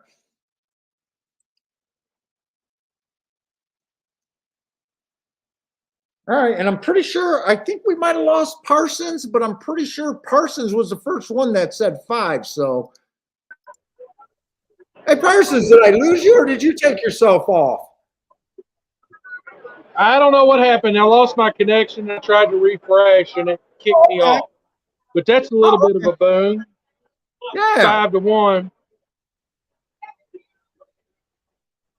Let's see, we got Parsons on there. Okay. Yeah, I got you. Did you just key off of him? Was that the only play or did you do other things there?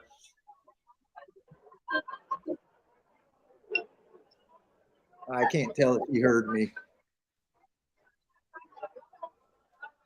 Hey, what's up, Mizzou Man? Hey, Mizzou Man, I had no idea I was doing a show today either, and honestly, I'm not supposed to be on. This show is sponsored by Parsons today. Parsons was the devil on my shoulder. He marked up the form. He was headed to Churchill, and we said, let's do it.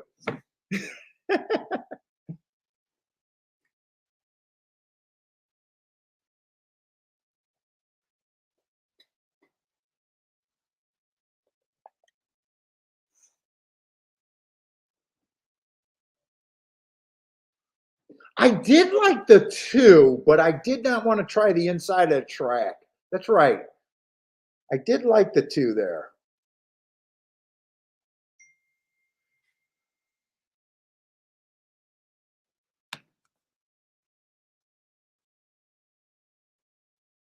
Huh.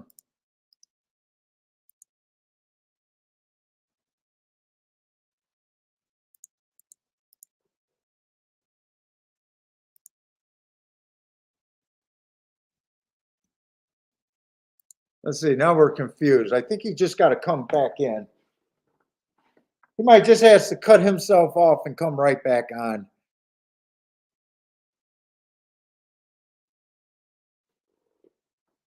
Bentley, we should get you a saddle cloth for the Derby. How about you come on with a saddle cloth? We'll get you a little jockey's cap. Put a saddle cloth on you. You want to be the Derby, the shake-up mascot for the Derby?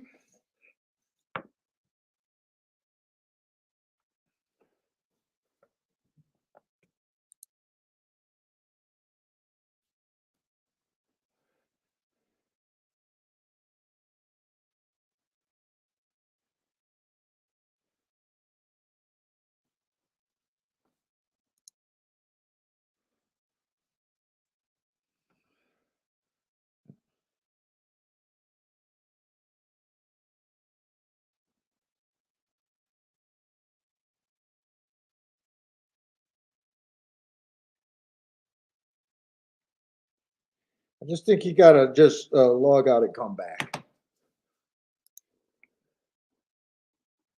So two did run a good enough race where I like the call on the outside, but 2 did run a pretty good race there. Hi, what's up, Jevin? Jevin's looking at Derby workout. Man, I cannot look at dirt workouts. I cannot. I know everybody's watching these Derby workouts. I just cannot watch workouts. Parsons, you're back. Except he just disappeared.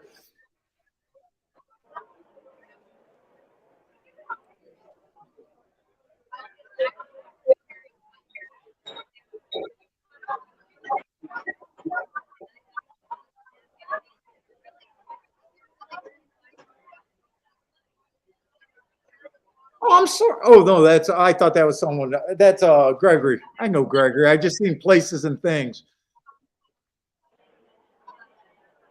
Yo, we got to see Charlie. Let's see. Let's look at the Oaks a little bit more.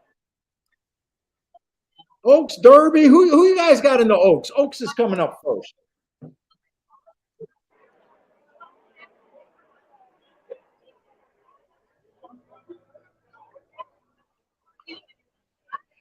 Yeah, Kathleen O. Man, I know the horses did nothing wrong, but man, those marks that she got. I mean, she is a closer, but those marks do not do it for me. Let's see, we got Echo Zulu. Echo Zulu's never done anything wrong. Now, if you guys remember when we did the Breeders' Cup show, I missed during the show how good the speed was. I'm not going to look it up, but I'm positive that was a speed favoring track on Breeders' Cup Day. But she's done nothing wrong. but she's not going to be the type, the odds that I would be interested in. See, the other thing that I keep saying, these breeders, not breeders, the Derby podcasters lose their mind because I think everyone is so desperate to have a Derby winner. So they're putting more stock in these races where, to me, I just laugh at it. So I operate on the thing. If I'm not willing to make a play on Wednesday or Thursday, why would I break it? Why would I do something that I think is so wrong on a Wednesday or Thursday? Why would I follow up that and do that kind of action on a Saturday? You know, it's kind of go with where I said you see a lot of these streams, they got it down. You hear these guys, I'm using this horse, I'm using this horse, I'm using this horse. Fuck, I've been counting up the horses. They got 12 horses. I don't even know if they can afford to play a superfecta. I don't even know what bet they're looking at.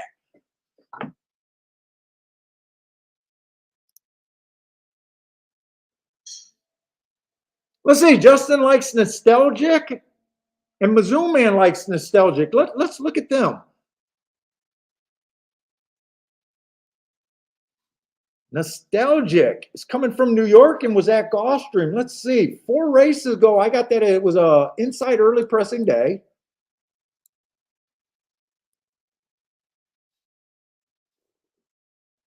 She was in the 4-hole, and boy, I'm giving her an asterisk for being in the 4-hole, but she also was pretty close to being a closer. She was a deep stalker.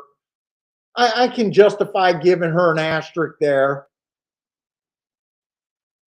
I question that race, but now that I'm seeing it, the 3 back where she was on the turf, the inside was good, but that just might be her screaming out, I don't like the turf. So I think I can forgive that on her. She runs a $75,000 optional claimer over there at Gulfstream. Inside of the track was good. She had the inside. Slowest winner of the day. I can't blame her for being the slowest winner of the day. She won by 6 lengths. Why make her run hard if she already won the damn race? And then in the Gazelle, she was I think that's the Gazelle. Slowest winner of the day, improved her speed figure, best ever speed figure for her.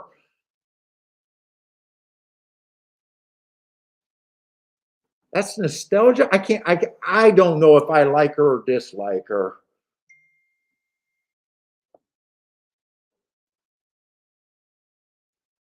He's having connection issues. I'm going to keep watching to see if he can come back on. Who's the other horsey guy? Disco wants to know if he should play straight or do a key boxed.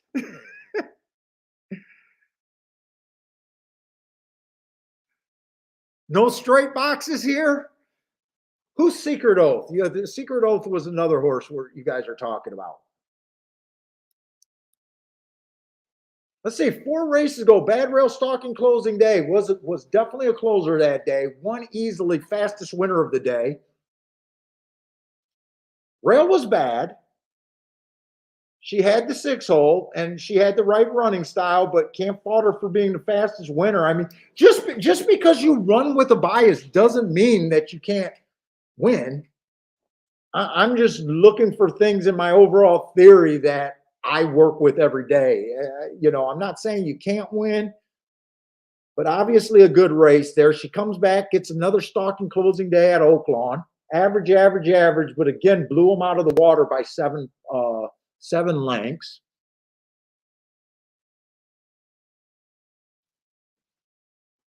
Then in the Honeybee, 2 races ago, it was an inside stalking closing day. She had the 3-hole. She steadied. She got through on the rail, so she did have the good inside and the right running style. Fastest winner of the day. She beat my Yuri girl, or however you say that. Yuri girl, I think I'm going to do something with that horse. She ended up being the fastest winner of the day, but again, I think all 3 races were biased. And then she ran in the Arkansas. I just had to track fair when I don't have anything. I'm thinking at fair, and I just thought she was average. And her speed figure did go down a little bit there.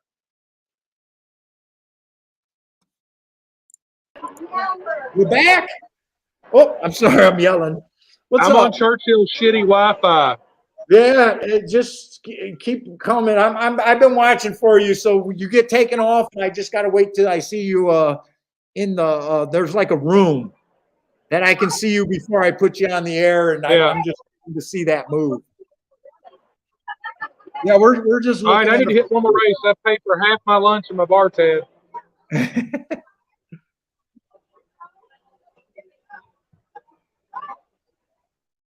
Let's see. Disco says he's doing a fat double. That horse to Simp, Mo, and Zandon. Disco been riding that Simp train for a while, man. He spotted Simp, what, 4 or 5 races ago, I want to say.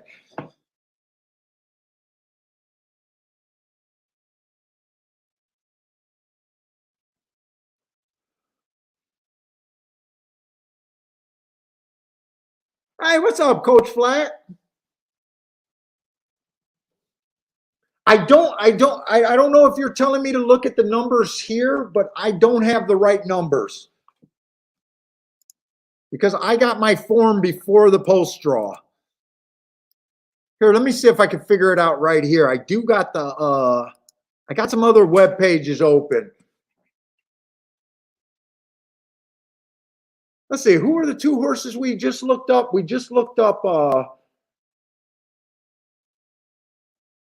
damn it, I don't even remember. My memory is just, who are the 2 horses we looked up? Nostalgic and Nostalgic and Secret Oath. Let's see, Echo Zulu is a 4-1 morning line. Kathleen O is 7-2.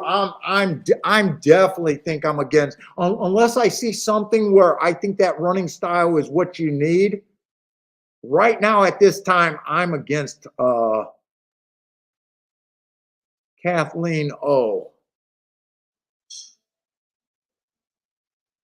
Then that's another reason for why it's so hard for me to put up videos early, because you guys know how I bet.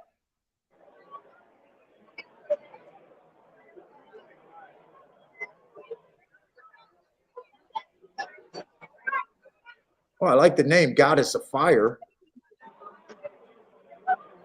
Nostalgic is a 15-1 morning line. Secret Oath is going to be in the 1 hole. So I know there's all the talk about the 1 hole being a derby. Is bad for the derby. So is it bad for the Preakness too? Or do people that are saying these aren't really biased players and have no freaking clue? Were you talking to me, Paul? I'm having trouble hearing sometimes. Yeah, I'm just talking in general. You know how everyone's all the 1 hole is the kiss of death in the derby. So is Right. one hole the kiss of death in the Oaks too? No. I don't get, you know how we do biases. I don't get how those 2 stats match up. No. You know what I'm saying? And the 1 hole wouldn't be a kiss of death in the Derby if there wasn't 20 horses in the race. I don't, you know, I mean, want to know. all these damn jockeys been taught, get to the rail. It's the best place to be because it's the shortest distance around the track. And you got 20 horses in this race, and they got a 1/4 mile run to get over to the rail. So it's like a damn cavalry charge trying to get. Yeah.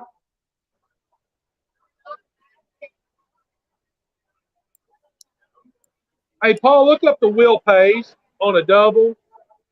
Churchill's not showing them. I like the 12 horse here. What is it to the 2 and the 4 next race?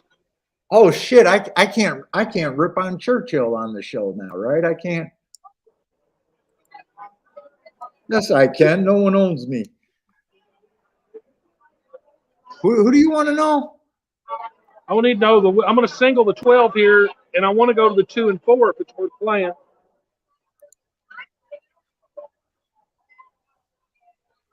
In a double, not an exact.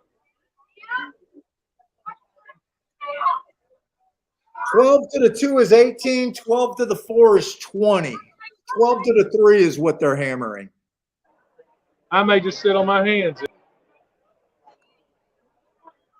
Let me see. What kind of race is this? I should at least look at this race, right? We're going in the 5th race already. So let's see. The 1 through 4 is out. You need to put that picture up at my lunch table. Okay. If Bill was on the show, he'd have showed it. Yeah. Well, let's see. I got to figure out how to, let's see. I got to send that to my email.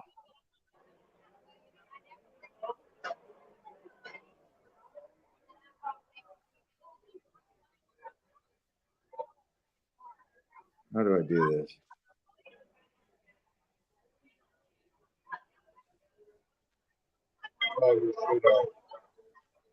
Hydrate, right? I should get that in a little bit. Hydrate, dehydrate, same time. Let's see. 7 and 8 are also scratched. So you love the 12 here.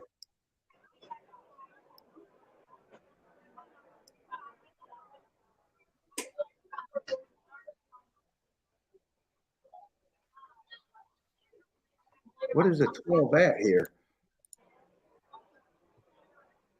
It's coming in off also eligible list.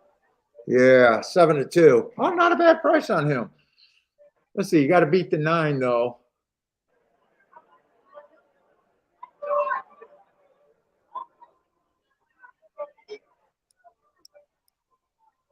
This horse, they thought good things of him last year. Boy, the difference a year makes. April, they thought the world of him. And then in February comes, he's a $25,000 claimer.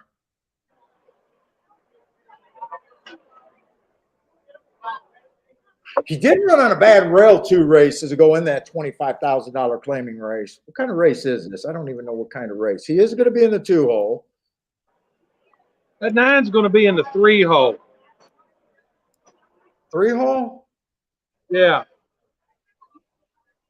So did I The miss 12's going to be in the 6. That's what I was looking at.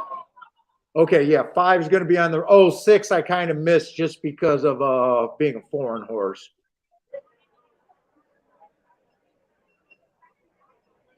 And then last race, the rail was bad. It was a stalking closing day, exactly what he was. It says he was 4 wide.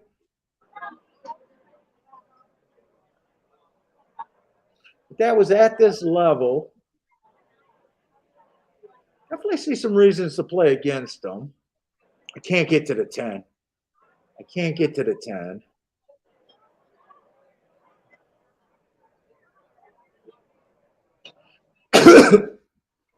Is this a 5-horse race? No, 6 horses. 6 horse race. Yeah. No, I think all that's in this race is the 9, the 11, and the 12, really. I'm going to mutual window. Good luck. I want to look at something. You don't want to show your money clip?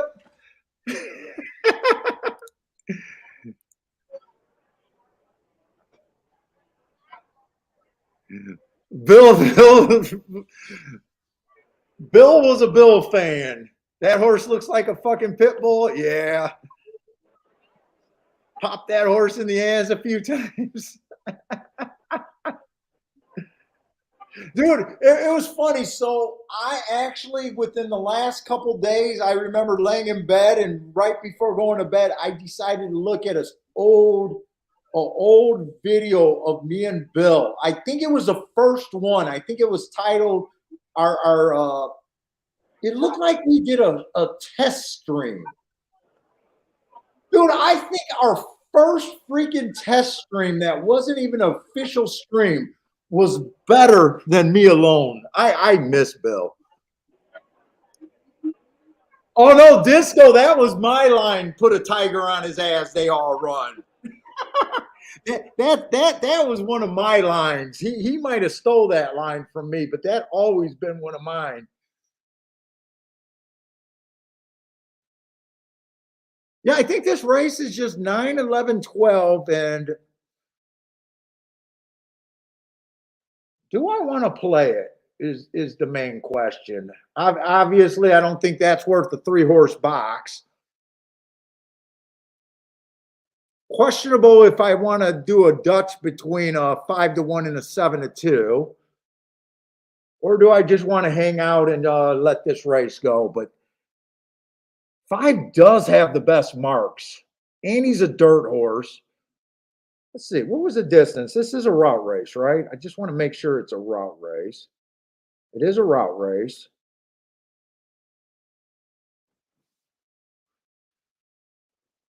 Do I really want 7-2?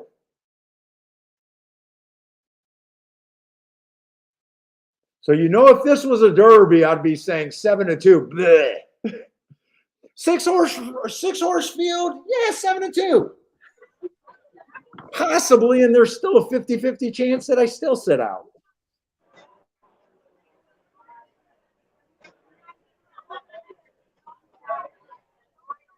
Let's see, Charles is boxing the 156. Hey, Charles, I just missed you on Grandma's stream yesterday. I jumped in Grandma's stream just as you were leaving. I just missed you.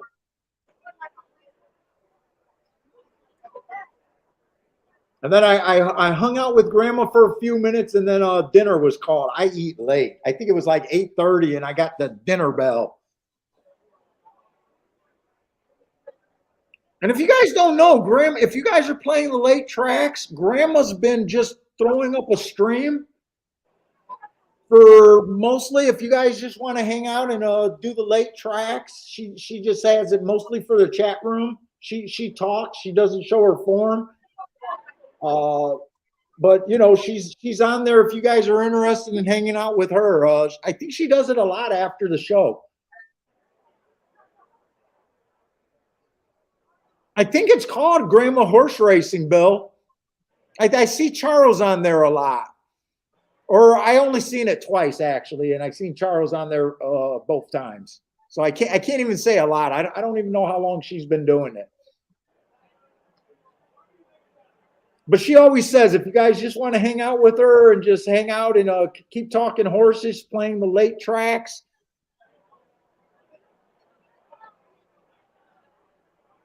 I think the other night before that, she got a tornado warning and had to go duck and take cover.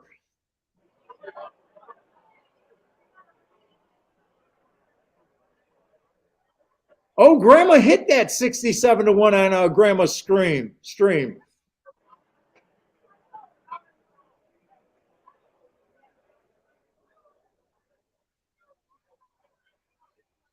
And yes, Grandma's been showing that mug, that coffee mug. Yes, I'm going to get that mug up.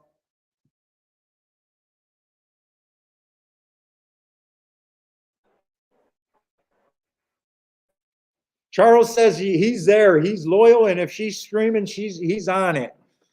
Man, you and Grandma got too much energy. You guys can play all day and all night. Grandma got the tornado up on her channel. Charles and I was watching it, and I think Ingu was on it at the time too. And Grandma's like, the alarms came on, and she's like, I'm ducking and taking cover, boys.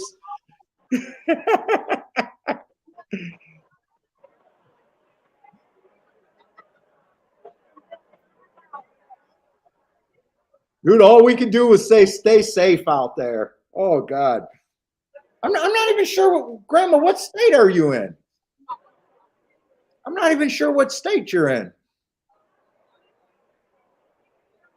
So far I haven't done anything. The only thing I can do is either play the 12 just to win or Dutch to the 11 and the 12. I don't really feel like Dutching it. So really, I'm just leaning on, do I want 3-1 or not? Kansas. Oh, you're in Kansas. Oh, you left and came back.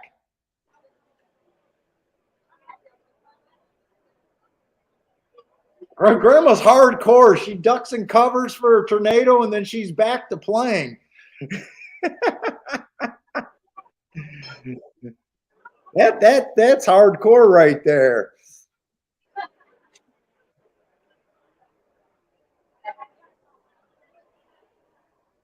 So sound like C Money checked it out. Sound like Gregory checked it out. So you guys know about it.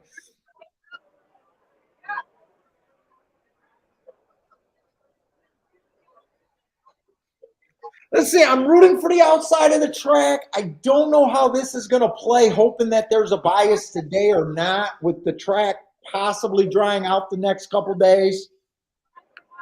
But if I'm playing today, I'd be leaning towards the tracks favoring the outside. Attila says, Grandma, the show must go on.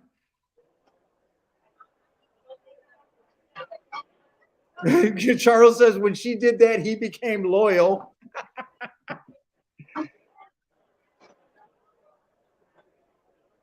Hey, Charles, you can't deal with this guy who gets tired and has to stop playing. You guys are the hardcore fans. Mizzou Man, what's up, Mizzou Man?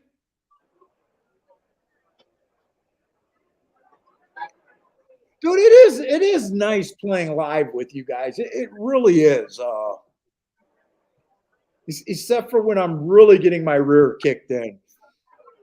PDT, what's up, man? And you guys, like I keep saying it, we got Parsons on here when you see him sitting here. He's at Churchill today. But we got a slow, easy stream today. So if you guys want to talk Derby, if you guys want to talk Oaks, we've been doing a little bit of it. If you guys just want to ask general handicapping question, but I see mostly the regular people. Yeah, PDT. This is Parsons on my. I got the double name Parsons on my shoulder, and we just decided to do a live stream today.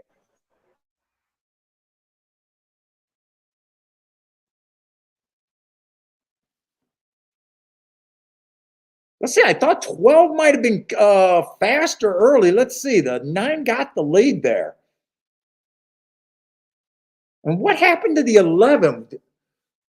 The 11's in the race, right? Or was I looking at the? Who is this 10? Oh, I did not like the 10. 10 is outside of the 9. He's been running at this level, but he got excused 3 races back. But other than that, I didn't care for him.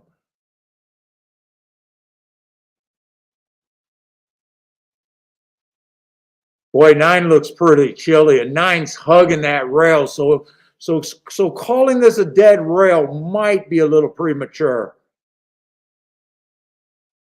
12 is all out, but I think 12's just going to get up for second. 9 did have a pretty big class advantage over this field. But we did see him ride quite a bit of that race on the rail. But this horse, they did think this was a special horse at one time. 3-5. I'm glad I didn't want to take 3-1.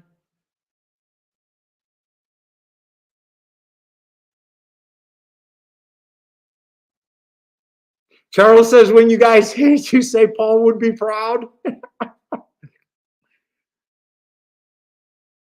Dude, I always check out if anyone else tries to stream or anything, man. I always support you guys, man. I was happy to check out Grandma, hear Grandma talk, and talk to her. I always like having people on every now and then.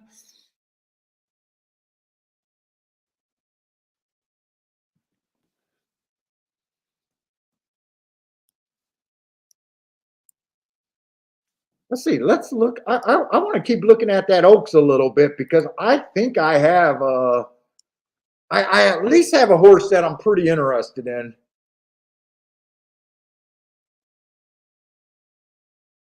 Let's see. That's today's. Let's see who else got good Oaks mark. I don't know if this horse is. I got to make sure who's in. I don't want to go on talking about horses that might not be in. So is Belgium, or however you say that name, in? I'm guessing that horse probably isn't in.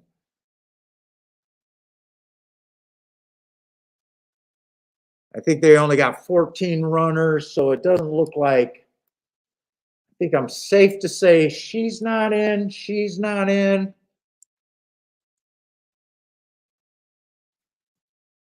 I don't think this horse is in, and I don't think Shotgun is in either.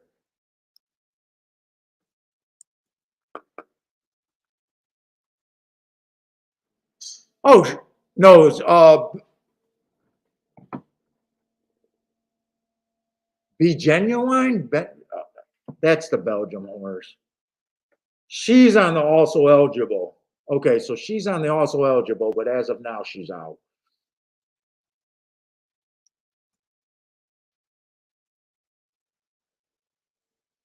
And this horse is in. Shama.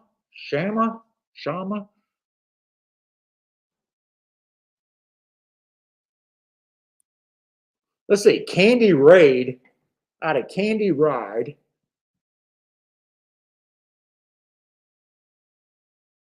I don't got too much on her. She looks kind of common, other than 3 races ago, she ran against the early pressing day, asterisk.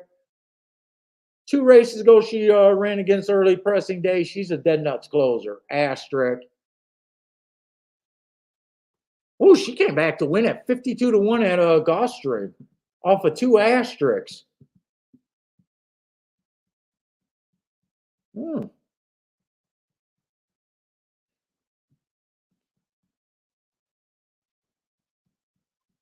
I like my marks. I don't have a problem with that. I can't look at that field, but I don't have a problem with that. 2 excuses or running style excuses. Did she get a closing track? 52-1. Nice.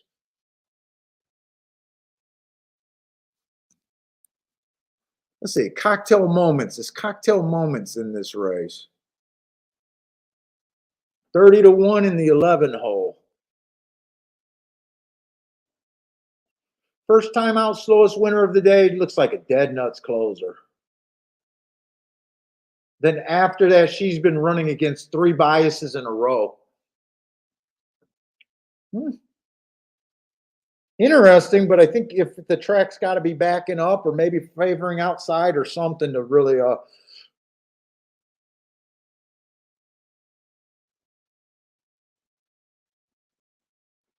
okay, Hidden Connection. Let's look at Hidden Connection. So I'm going to keep saying, and I'm going to have to get the marks for Del Mar. Breeders' Cup Day, but I remember that being a speed favoring track. Big time speed favoring track. So I'm gonna guess right now that she ran against the bias in the Breeders' Cup Juvenile.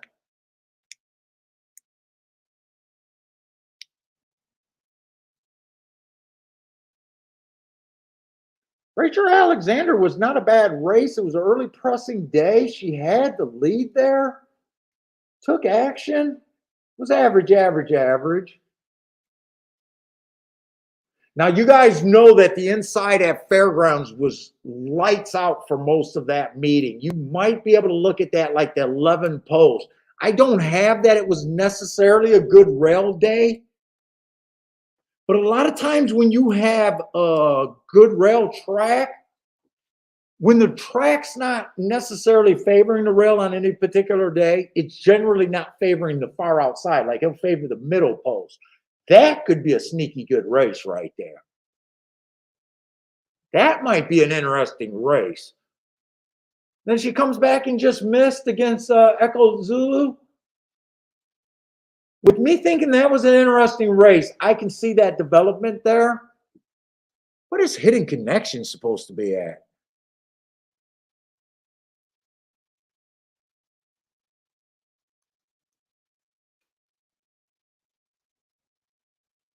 $20 to 1. Oh, I might be interested in some of this. I might be interested. Let's see what you guys are saying. And do we lose Parsons again? Okay, I'm you're back. back. They keep kicking you and we keep bringing you back in. Yeah, well, it's not me. It's the internet connection here. No, I got you. No problem, man. We're glad to have you, man.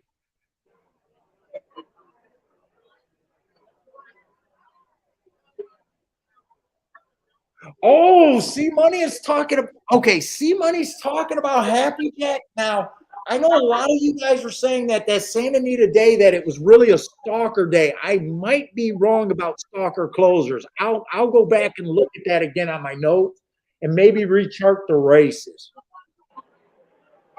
So my first take, if I'm right about it being a stalking closing day, my first take on Happy Jack, like that was the race that Happy Jack should have did something in the Santa Anita Derby. Now, if I go back and look at it, and I agree with you guys and change my opinion that maybe it was just a stalker day, that could open the door for Happy Jack right there. So I'm glad we're having this discussion because I'm willing to go back and look at things. My notes are always being updated and stuff. And obviously, since I don't really keep track of, in fact, what day was the Santa Anita Derby? Is there a way that I can figure out what day the Santa Anita Derby was? Because I could figure out that real quick. I bet the Santa Anita Oaks ran the same day as the Santa Anita Derby. Does that sound right? What about a Santa Anita horse? Do you know if they run the Santa Anita Oaks and the Santa Anita Derby the exact same day? I don't remember, but you got the forms. You should be able to tell.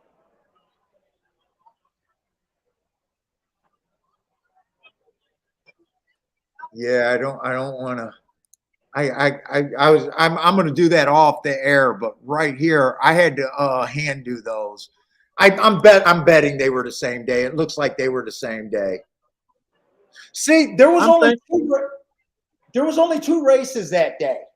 Now, one of them closed. One of them did technically come from 5 lengths out. He was 2 lengths at the first call, 5 lengths at the second call, 2 lengths at the 6 furlong mark. I'm going to leave it as a stalking closing day, but you guys follow Santa Anita closer than I do. I'm against Happy Jack, but I'm going to say it. If I'm wrong about calling that a closing day and it was really just a stalking day, that would make a difference in my mind about could you play Happy Jack out of that race. Now, I do remember the betting. They bet that race like there was only 3 contenders. They bet to be, oh God, Taiba. Taiba was the horse that was the long shot. He was 4 to 1 that race, and they were hammering Messier and that promised horse or whatever. And now all of a sudden, everyone's opinion flip off of one race because they don't understand the history of horse racing, I guess. Yeah, Forbidden Kingdom. I like Forbidden Kingdom. I think Forbidden Kingdom is going to come back and do good things.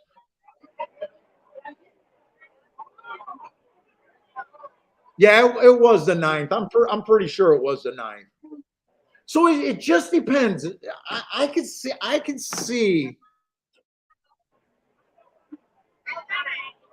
Because my opinion doesn't change. You guys know how I play. Like I'm trying to get to the craziest, biggest freaking bombs. I don't care that I could get 10 to 1 on a Derby horse.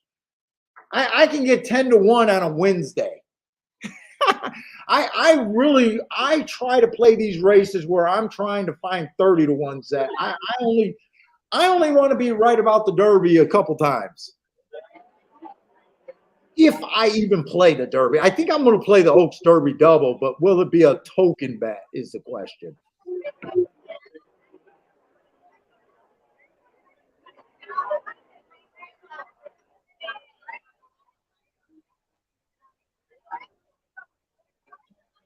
Okay, C Money. I C Money plays Santa Anita, so his I would trust C Money.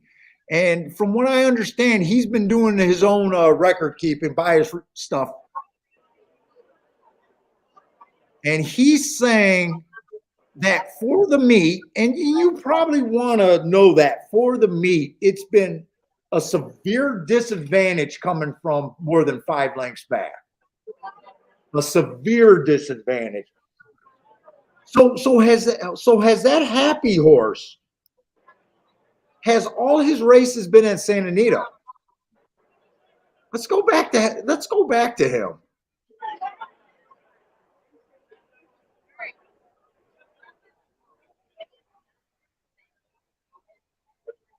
Because if you guys want to get to the 4 main contenders, you guys already know you guys can watch everyone else.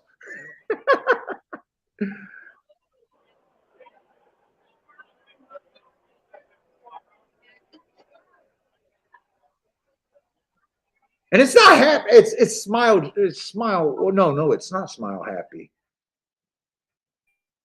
Where is he?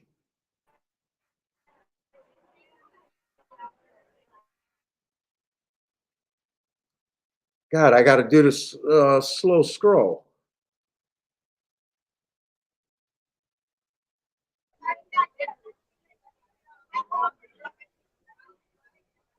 Summer of Tomorrow, Charge It, Happy Jack. Oh, Happy Jack. Okay, there's 2 horses with Happy in their name. Okay, so C Money. C Money, is this one of your horses then? So this horse has been doing all its running in Santa Anita. First race, I did not look up the first race because it was just a maiden special weight. Oh, no, it was a 1 race sample, so I did take time to look it up. But on February in the, what is that, the Robert Lewis handicap, I got that it was a speed favoring track, so definitely an asterisk there. In the San Felipe, if I'm saying that right, it was an early pressing day.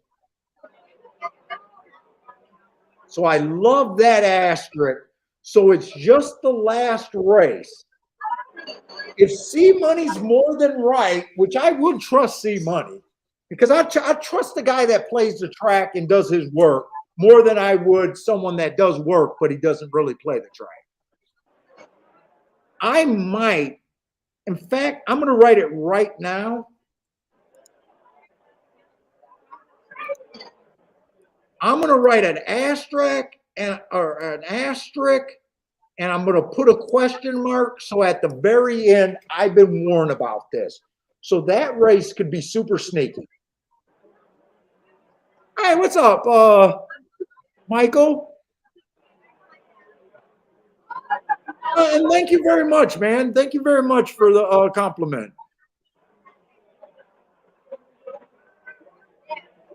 Good, and I keep saying, I know Scotty keeps saying it on his show, how good his chat room community is. Well, I got the best fucking chat room by handicappers. I don't care. We got the best.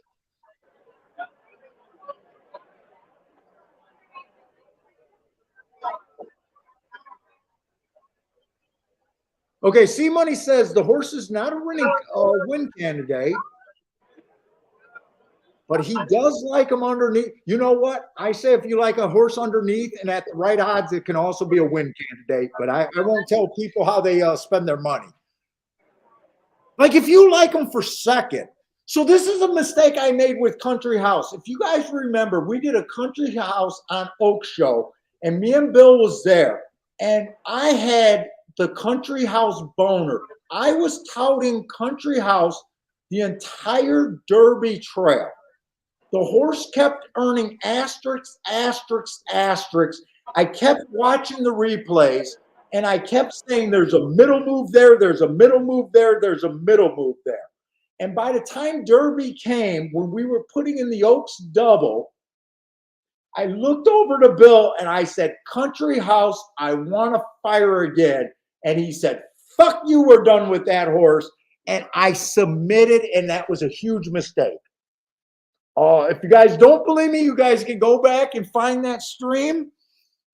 But I had the biggest Country House freaking boner. And I also put out that video, that maximum security. My whole take on that Kentucky Derby was maximum security could not win. I said he could not even run well. And I was embarrassed about that video for the first year. But when a horse got disqualification, I was absolutely right. The horse could not win, and the horse could not hit the board. Now, I know Matt doesn't like hearing that because Matt was he had maximum security. Say that again Country now. House. I said you don't like hearing that story because you were a maximum security. That cost me a Rolex when that horse got DQ'd. Remember when I made the video about he can't win? Yeah, and he won. Technically, no, he did not win.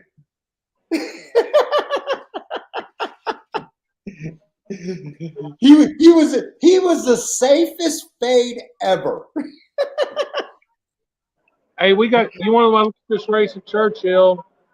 Yeah, we can look at it. The three horse is going to be the favorite at 6-5. Kind of like the 4 on the outside of him, and we definitely got bombs on the outside of that. Let's see. Omar likes White Arbario. And Michael's asking about what do we think about Tiz the Bomb. I'll go back to that. I'll go back to Tiz the Bomb. But we just want to try to look at some live races. I hit 1 out of 2 plays so far today. So we are a betting show, and we'll be able to look at the Derby. And we might have an outside bias right there, kind of right now. So we definitely want to look at what we see. Let's see, we got a maiden claiming 30,000, so we got the nice little cheapies here. Yeah, and I like the 2 horse better than the 3 anyway.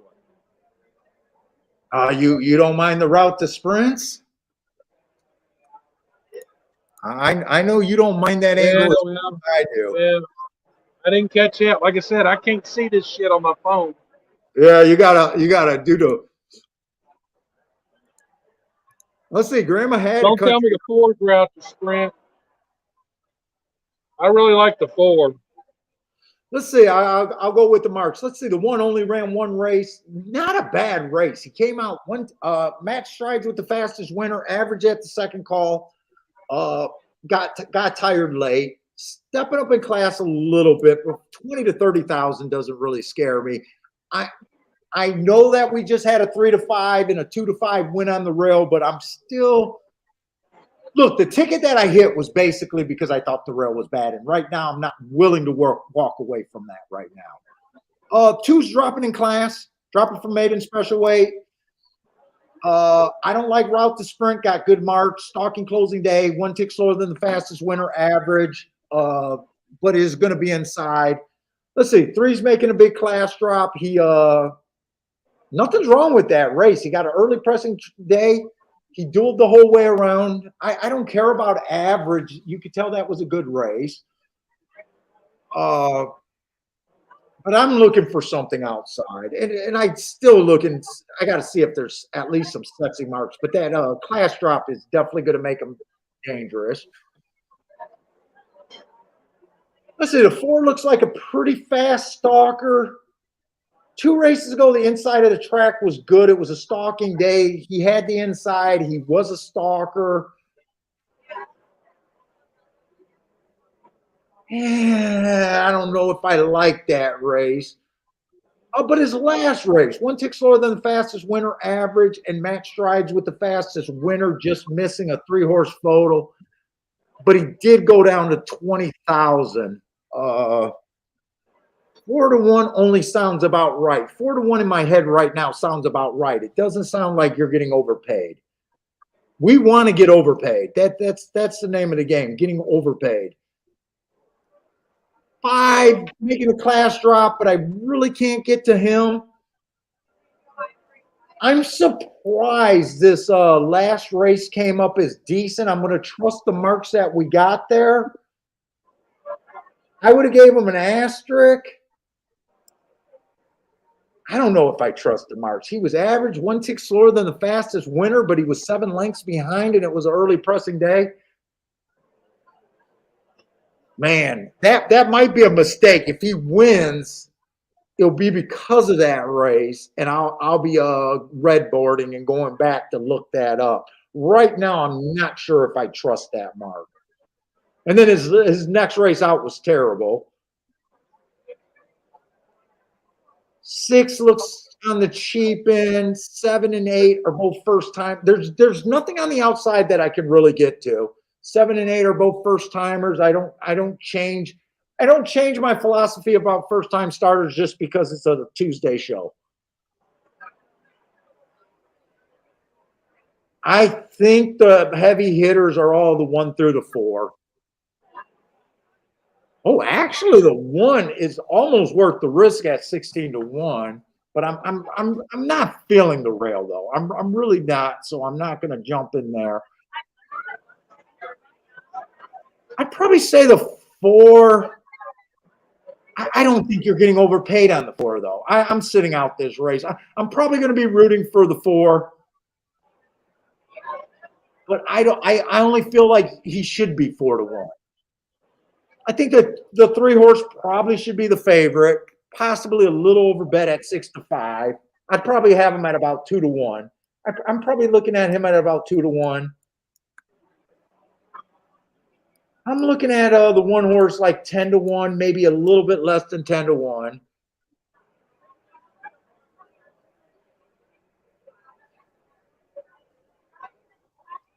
I probably think this is about 4-1 in my head.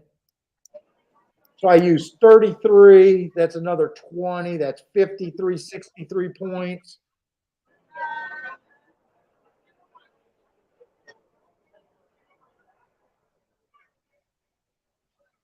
So I still got 57 points to divide. I'm probably looking at the 2 because I don't like route to sprint as a 10-1. So that's 73 points out of 120. If I did the math right in my head.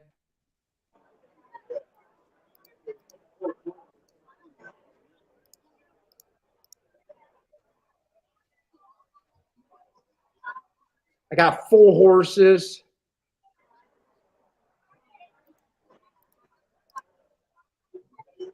I'm probably looking at the rest of the horses. 12% chance to win. Let me see what that correlates to odds.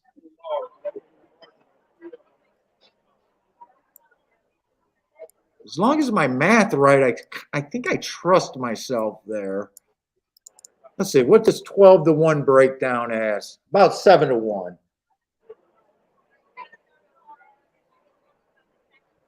You know what? I don't.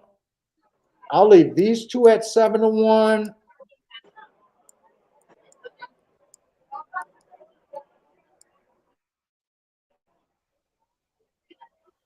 But I really think this is more like 17-1.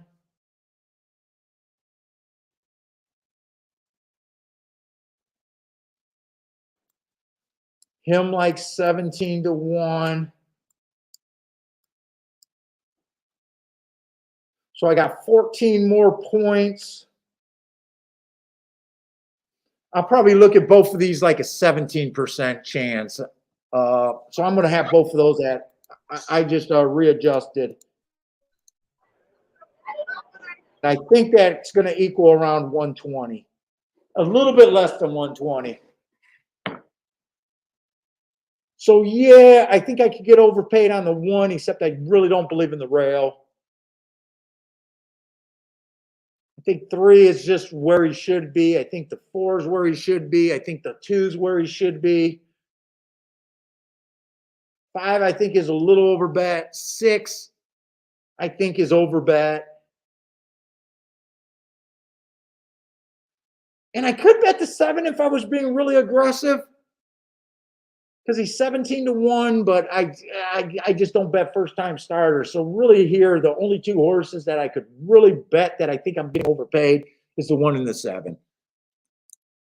But I'm sitting out that race.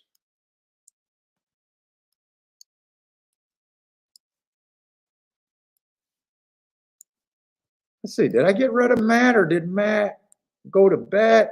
Oh, Matt looks like he might have went to bet, or he's just all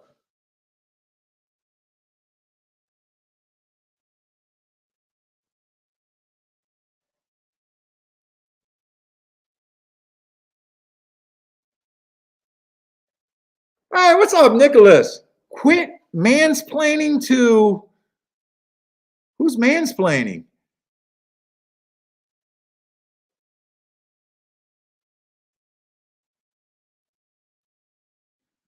Oh, Gregory had Mind That Bird. I thought Mind the Bird was the worst Derby winner of all time. And Disco Partner hit the, I want to say Disco Partner hit the super with Mind That Bird. I think he hit with like 4 or 5 other people and all took like 70 grand each or something like that.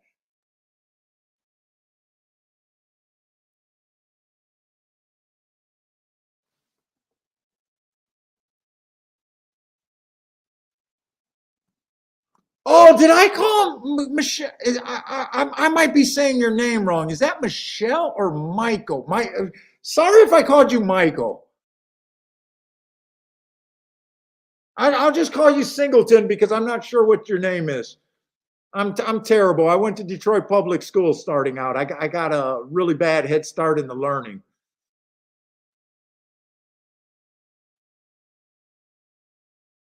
I'm sorry about that. Grandma says I can mispronounce the word the. Thank you, Grandma, for noticing that. I'm sorry about that.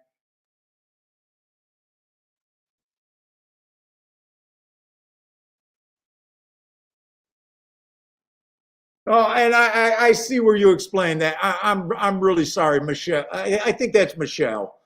I'm a woman I've talked to before. I do apologize for that.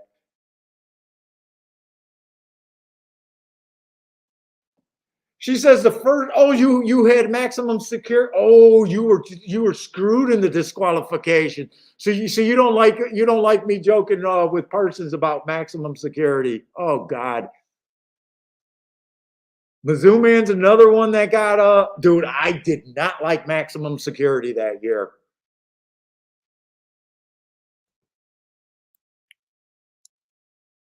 I did not like him.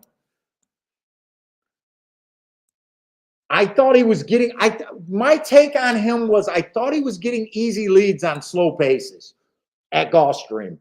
And he was on the rail. I think that was my take against him.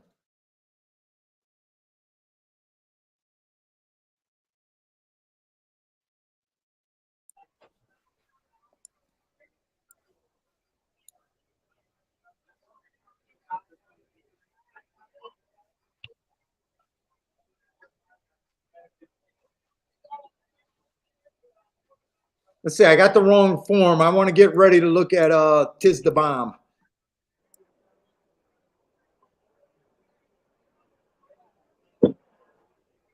So I'm pretty sure I remember Tis the Bomb. Tis the Bomb was on the Florida circuit. He was a turf horse, if I remember right.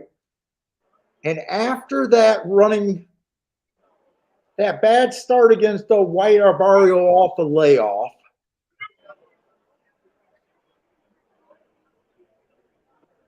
You want to know what? I Dutched him in White Arboreal that day, I think. No, I didn't. I don't think I did.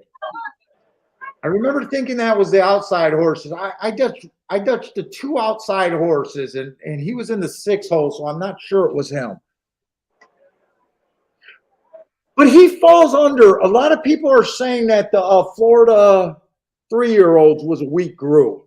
And I earlier in the show talked about how could they be a weak group when two of the horses were on the Florida circuit and they went to Kentucky at Turfway Park? Now, I know Turfway Park is probably going to be considered one of the weaker races, even though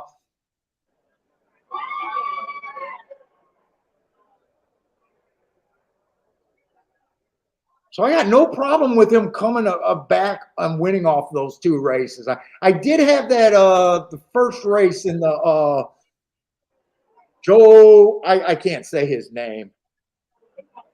That race two backs, I did have that. It was a bad rail stalking closing day. He had the 10 hole, and he was definitely a closer. I wouldn't be worried about him not running on the dirt. He broke his maiden on the dirt. He's probably at a price where I wouldn't get off of him.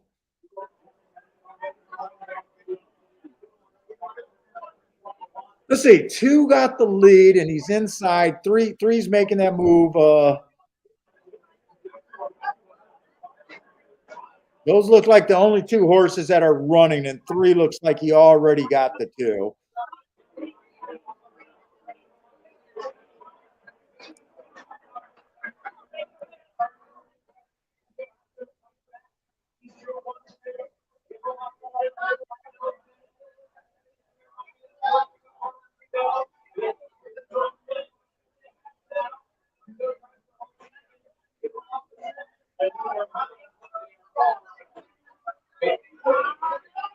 It's going to be 3 and then an outside horse. I think that's the 8 or the 4, 8 or the 6. I can't tell who got third. It's 3, 8, probably the 4.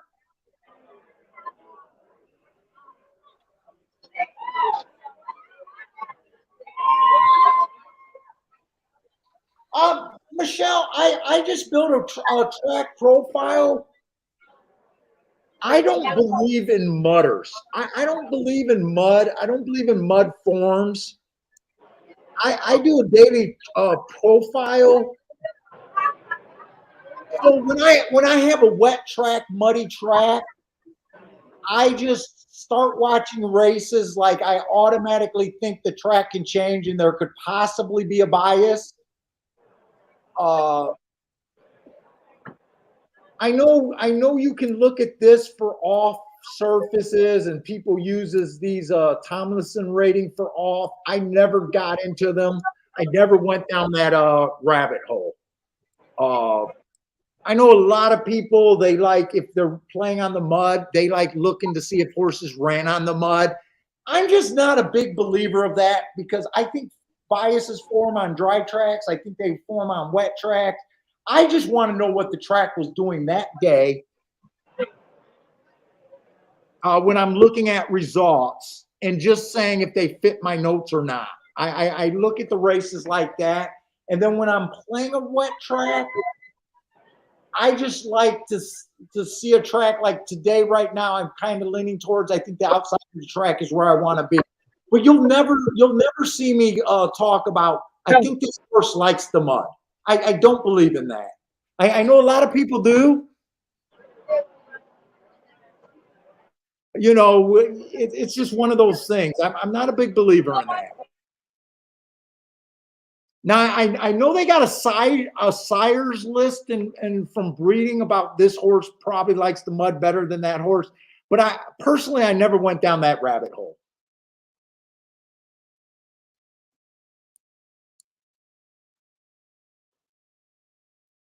So that ended up being 384 over there, 384.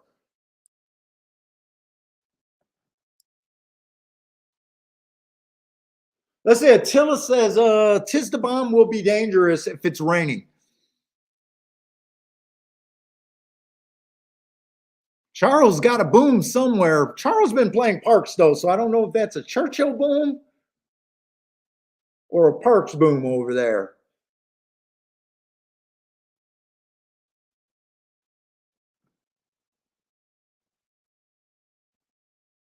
You know what, Michelle? I think I've seen your name before, and I usually call Singleton because I'm playing it safe. And today I just glanced at it and was, talking, and my brain does not think as fast as my mouth. That's what that one's about.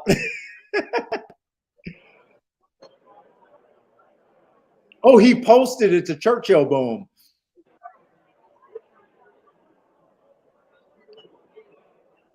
I think we can definitely say the outside of the track is the place to be. I think so too. I really do. I even made a betting line there, and I even had the 3 as the favorite. He was just unplayable to me at even money, but he was the horse that I gave the most points to. We talked about the first time starters. 8 ended up being the farthest outside starter. We knew I was grasping at the one kind of, but that just became a morning line thing. By the way, guys, I should give homework. To come into the Derby show, I should make you guys submit your betting line for the Derby. And they all got to equal 120 points. What about that exercise, Matt? You think you could do it? Is he ignoring me, or he just didn't hear me?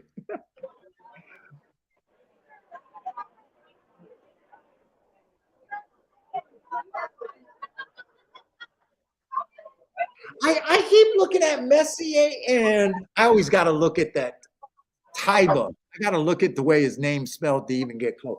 I think Messier and Taiba is the exact same horse to me.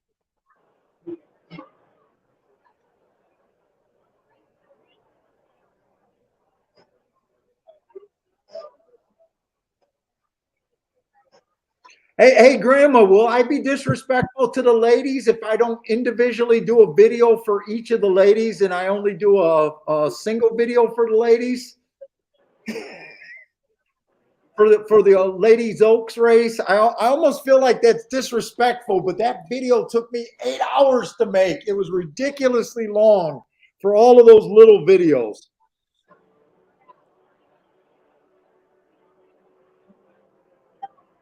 And dude, I don't even edit. Those were all one takes, by the way. I think the most I did was a double take. Those were mostly just one take. Oh, Grandma says she doesn't care.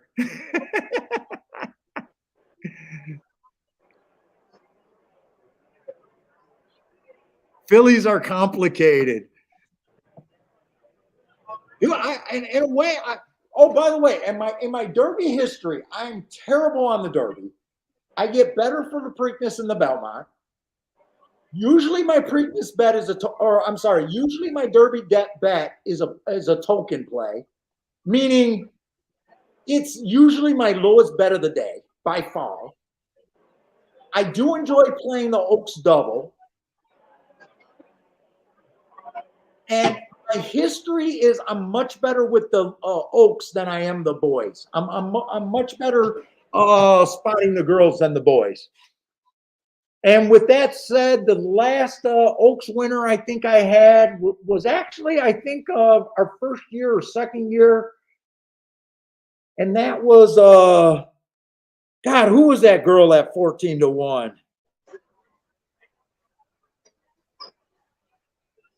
God, her name is at the tip of my brain, and I can't think of it right now.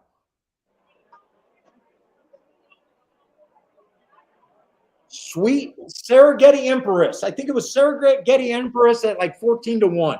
And I actually played a bunch. I think Bill was on the show. Yeah, Bill was definitely on the show. And we played. I think we played him to win. I know Bill for a fact played her to win. I don't remember if I had a winning ticket on her or I just played the Oaks Derby double. That I don't remember.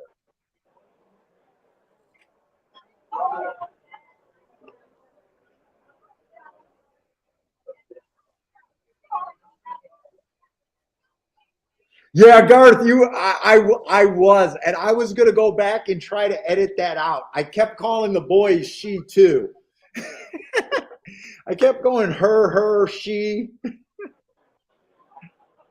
Dude, no one watches me for being able to talk.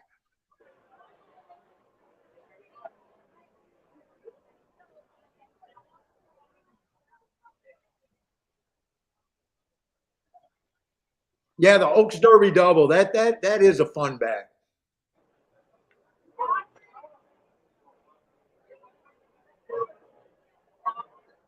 I think the year with Serengeti Empress winning, I think the lowest double I was alive to was a couple $100. And they ranged from that. And oh, by the way, I did not connect on that double. I don't remember who won the Derby that year. The Derby's been chalky the last few years, up until last year.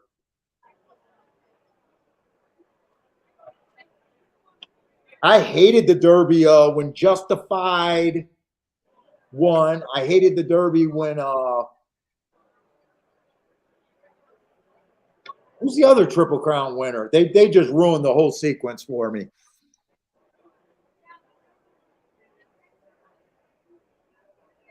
Let's see what Parsons. Is he even there, or is he walking around? Let's see. I got to move all of this crap around. Oh, Parsons not even in the camera right now. Okay.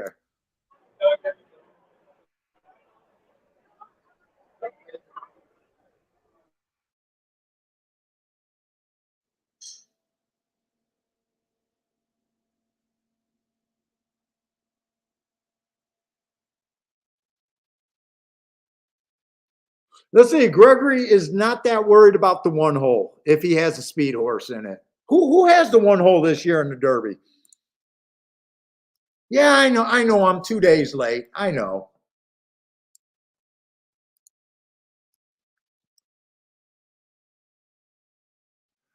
Oh, Moldanago. That's one of the horses that I was a little interested in, I thought. Moldanago for the Derby.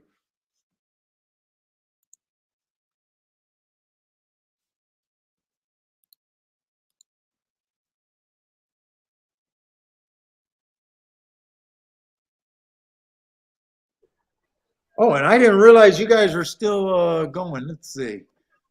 Oh, no, I did see the last chat. Okay, I am caught up. It just scrolled up on me.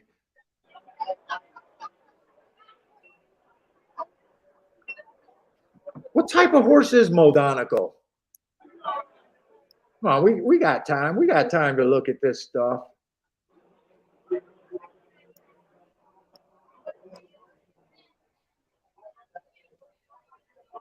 Moldanago. Oh, Moldanago was the horse that was on the yeah, I do. I'm a little interested in Moldanago, but I got to see some proof that they're coming off the pace. In the Holy Bull, he ran on that bad rail. That was an absolute bad rail that day. And you guys heard it a million times. I love it when my horse earns a speed figure. I have a mark, and then the next race, they just blow up. He puts up that 111 Brisnet speed figure. I don't like speed figures, but that's the only thing I look at. I like to see where my notes were and if it predicted the bump in speed figure.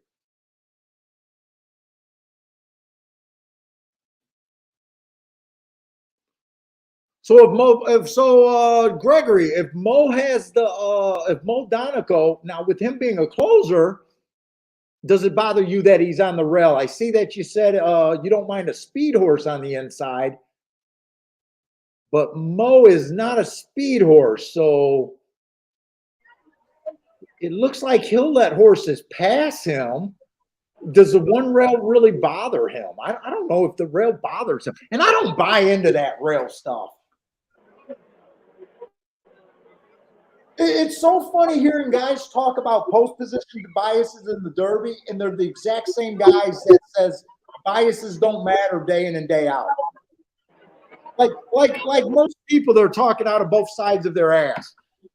No, biases don't mean anything on a Wednesday, but I can't play the rail on Derby Day because in 100 and some years, there's never been. I don't know if there's ever been a favorite or a well-met horse on the rail on the Derby. Yeah, that's the weirdest stat ever. You think the surface 50 years ago is the same surface in Derby now?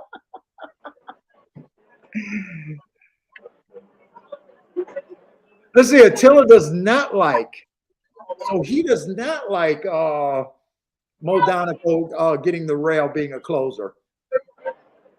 Hey, Paul, Yeah. might want to look at this race. Okay. Let's look at this 6-horse, see if I'm missing anything. Yeah, see, Matt just wants to play. I know you forget because you look up and I'm gone, but fifth race? 7th race. Oh, wow, we're in the 7th race. Oh, dude, I got to check this time. I got to get on there and start. I got a dental appointment.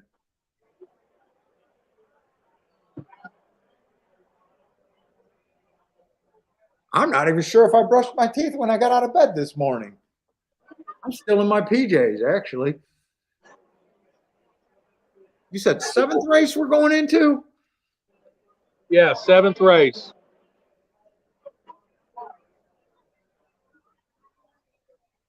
You got a 1 and a 1A, but they're going to be drawn down in the middle of the field. Disco, I don't know if I'm going to do a show. It's depending because it's depending on what I'm going to do. Hey, Disco, I know you said you had a 10 times Rolex Derby day. Dude, I hope that your definition for a Rolex is the same as mine because that was a really good Sunday or Saturday you had. So I am hoping that you won for 100 grand.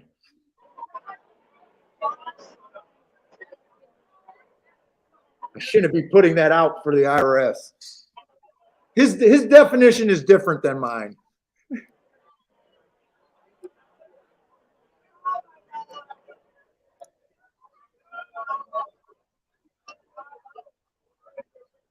Now Sundays, Disco, I didn't think it was as good Sunday. Oh, okay. He's more in okay. He's in Chinatown for the knockoff Rolexes. Okay. Because I like looked at my wife and I was like, I think Parsons or not Parsons. I think Disco just told me he had $100,000 day today. And I go, I hope he's right about my definition.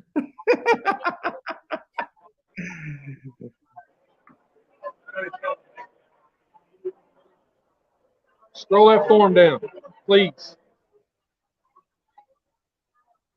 Oh, I'm sorry, Parsons. What did you want to say? The 6? This 6 is 19 to 1. All right, hold on. We got to look at it. Okay, so this is a maiden special weight, mile 16. And the 1 and the 1. Okay, so this race is completely clean.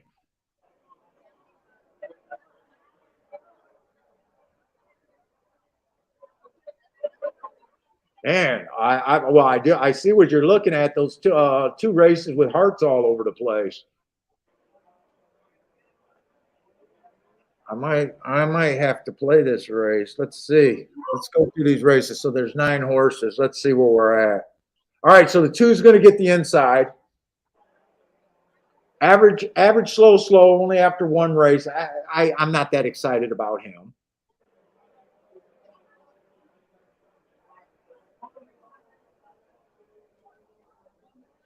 Let's say the 3, stalking closing day, 3 races ago, managed to get 3rd, but wasn't really a threat to win that race. Didn't get in position at the top of the stretch. 2 races ago was a bad rail stalking day. He's a deep closer. So I do like the asterisk there, but then he comes back, chases a slow pace of the day. Remember, I only mark my routes to the first 6 furlongs. So even though he looks ugly as a route that last race, I look at the top of the stretch. So to me, that's a good race. He got in position. That's all I ask for closers. That's where I think you should mostly be judging your closer. How often they're within 3 lengths of the lead at the top of the stretch, right there. So that race is interesting to me, but he is kind of inside. I know inside horses kind of been holding around. I know the 3 just won, but he did angle out, and we did think he had the best chance to win. And I didn't really think there was anything, a live body on the outside. If first time starter didn't win.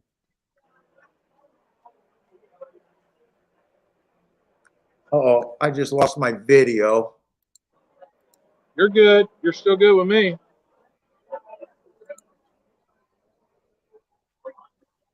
Okay. Let's say the 4 horse looks like a closer. He's been running against a lot of early pressing days. I would have gave him an asterisk after every race. And he's going to keep earning asterisks for the most part. You need to be on the leader or stalker over there at Churchill. He's just going to keep getting asterisks. He got excuses. I'm not interested in him. But I just got to acknowledge that there's excuses, and he would not surprise me. Here's your favorite. He's 4 to 5 right now, the 5 horse. He looks like another closer. Put it this way. I'd rather play the 4 than him. I mean, he got bigger speed figures, but speed figures are overplayed. That's why he's the big favorite, right? I mean, I'd rather take a 43 to 1 than a 4 to 5 with big speed figures. I mean, the speed figures are scary. I'm not scared by the marks. I can tell you that. Last race, he got a bad rail stalking closing day. He had the 11 hole. He did finish second. He wouldn't shock me, but he's severely overbet to me. The 1's going to be in the 5 hole. Wow, there's no real speed in this race. 1 looks like he can maybe get first run being a stalker, but he's borderline between a stalker and a closer. I don't love the marks on him. I can see why he's taking action. He wouldn't surprise me. 1A, I like the 1A better. I like the 1A, and 6 is going to force a bet. Okay, they just showed the gate, so I thought I was going to have to scramble. But I got time. So the 1A, I think it's the better half of the entry. He's been getting the speed figures the same as the favorite. I'd rather take him. He's on the outside. He had a race 2 races ago where he was at least fast for the first call.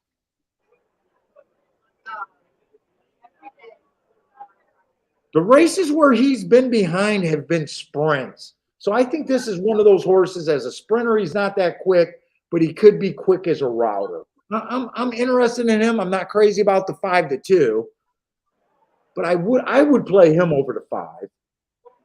6, I'm definitely interested. You see the mark, the hearts, 19 to 1.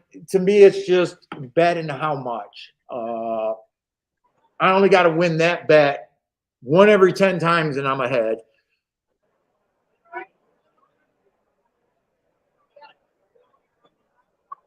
I mean, 7 looks as good as the 5. I can name a lot of horses that just looks the same to me as the 5.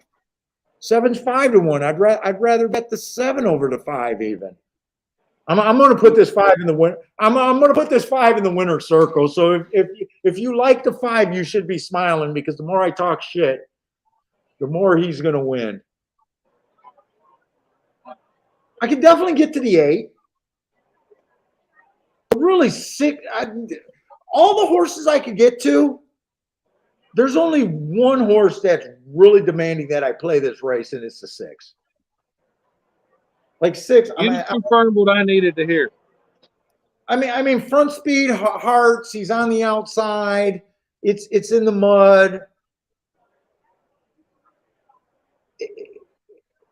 You could turn a little into a relatively a lot easier with him. I mean, to me, you're better off playing a horse like that in the long scheme of things. You just are.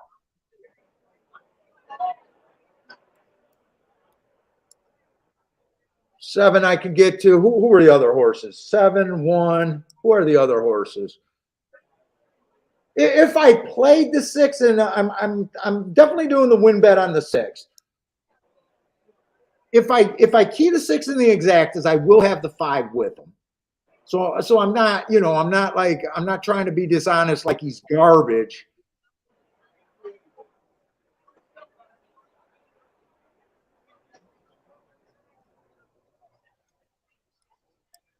Do I just want to use this many horses? I think if I play this race, I'm just keying the 6 first and second.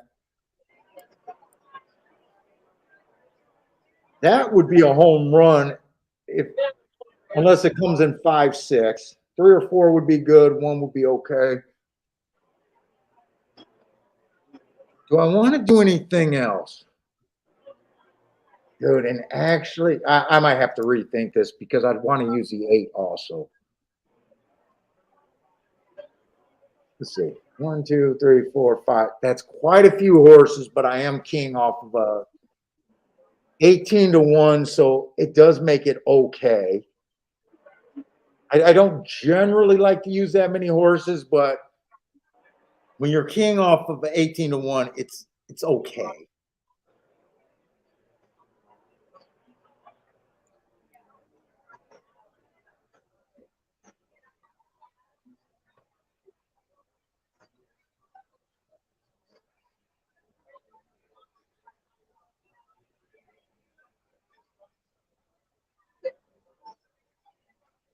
Yeah, I thought I was going to bet let me get this bet. Oh, I still got 5 minutes.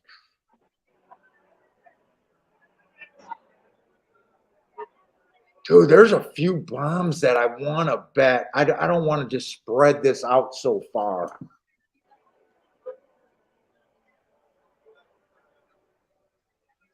I like where I'm at right now, but I do want to bet that second horse to win. I'm really between the 7 and the 8, man.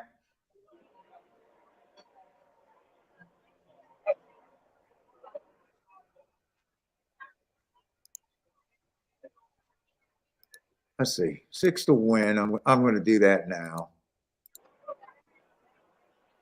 What am I pressing something? Why is it? Oh, there's a delay. Wow, that's a long delay.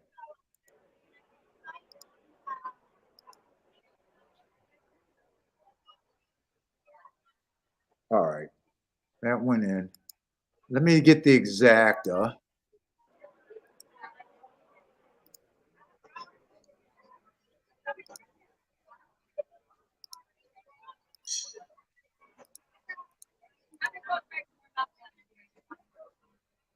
Oh, I almost forgot the 1. 1, 3, 4, 5, 7, and 8. That's a lot of horses. But it's $12 in it's $12 in a key box. If I use, yeah, I'm going to do that.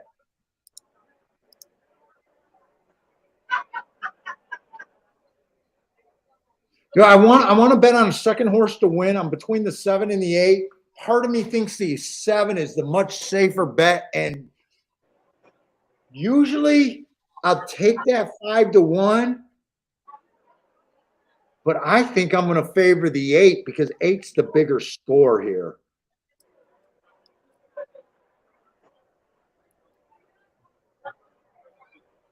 I'm just going to do the 8.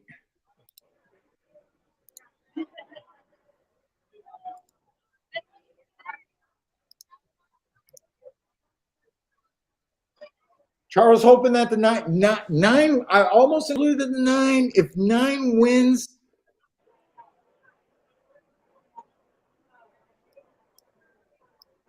I wouldn't be shocked, but I definitely had to cut this down. God, he took a lot of action early, too. Oh, and it's a Todd Fletcher training. Yeah, I'm going to do one more stupid bet, and I'm already, let's see, I bet the 8 to win.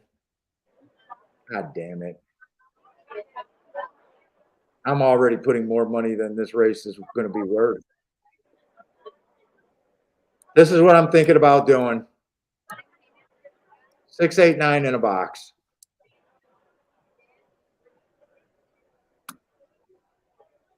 I could do it for $5. That's only $30 more.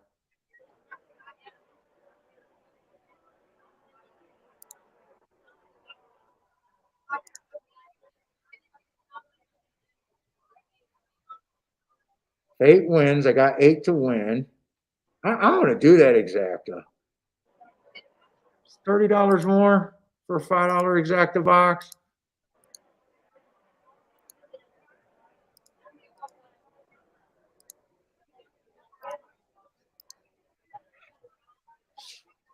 Charles, you talked me into it. And then I didn't realize that he had marks. For some reason that got down. Maybe it was left. Oh, he probably just moved that because he had the space. He ran against the inside bias, hit the gate. He's on the outside. I got him with 2 bombs. Come on. Let's go. Renner's due like the 5.69. Mac and Company is using the 6 and 2 to probably the 12 because there's not a comma.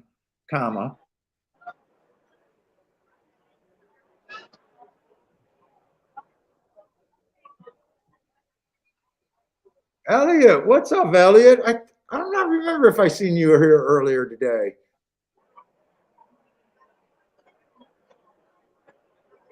Well, I tell you what, Churchill got a nice camera for their stream. Actually, on my feed, that's a really nice camera.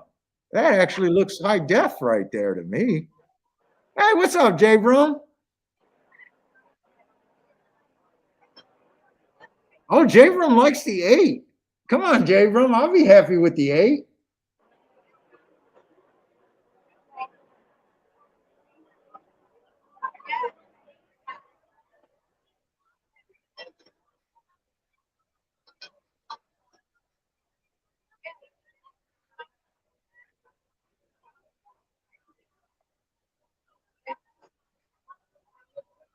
I only want the 9 to run if the 6 and the 8 are there.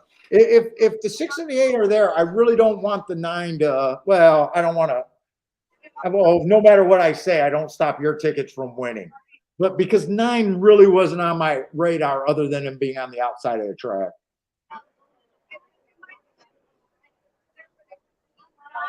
Yeah, if I could get a 6.886. Oh.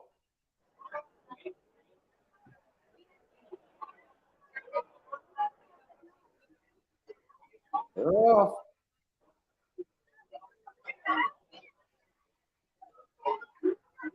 Six, don't go to the rail unless okay, the 1's gonna keep this. I gotta walk on this one because I'm excited about this 6.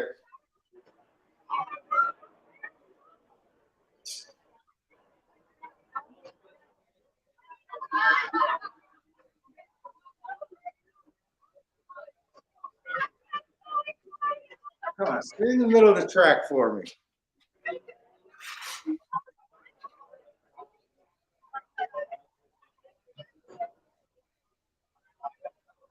Six went down to 11 to 1. I'll still take it. That's probably all of you guys betting.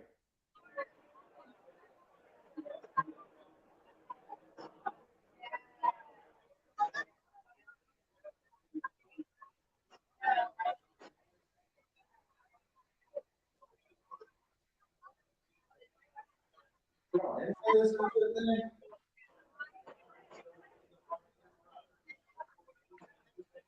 Come on, keep them going for me.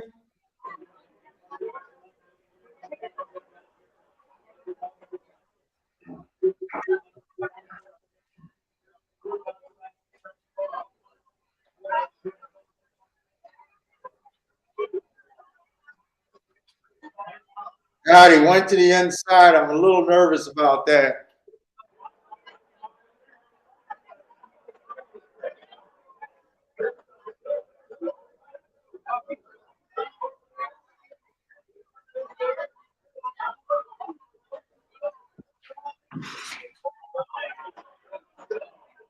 Come on, baby. Keep them going. Keep them going. Come on, 1. I'd rather it be the 1. Boom, baby.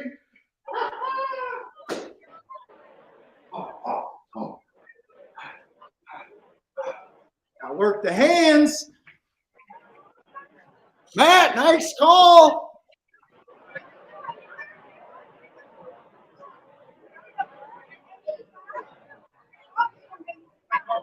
Omar got a $10 exacta. Nice, Omar. Nice.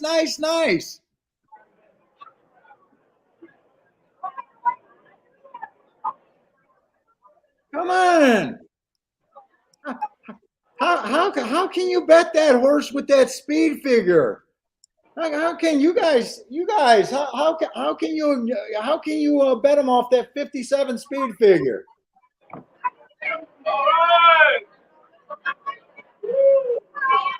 I think that's first on a delay. Was that you yelling Parsons?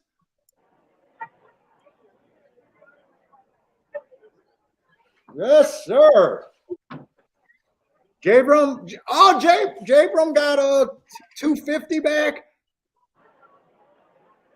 or he got him for 250. I'm not sure. Disco says boom.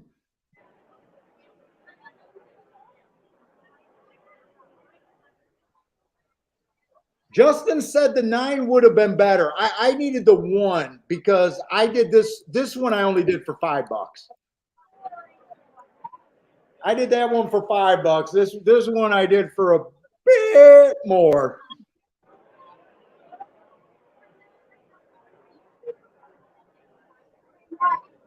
Man, looks like, dude, did you guys bet this? I think you guys bet this horse down from 18 to 1 to 11 to 1. Jesus Christ, we got too many booms here. I think you guys bet that horse down.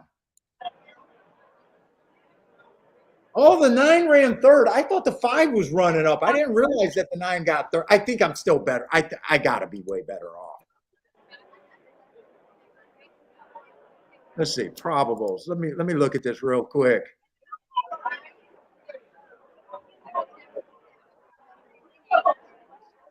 $6-9 was paying $131. Oh, I'm looking at doubles. Wait, I'm looking at doubles. 6-1 is paying 96 for 2. Churchill does theirs for 2. Oh man, 190 for 2. So they're paying double. They're paying double.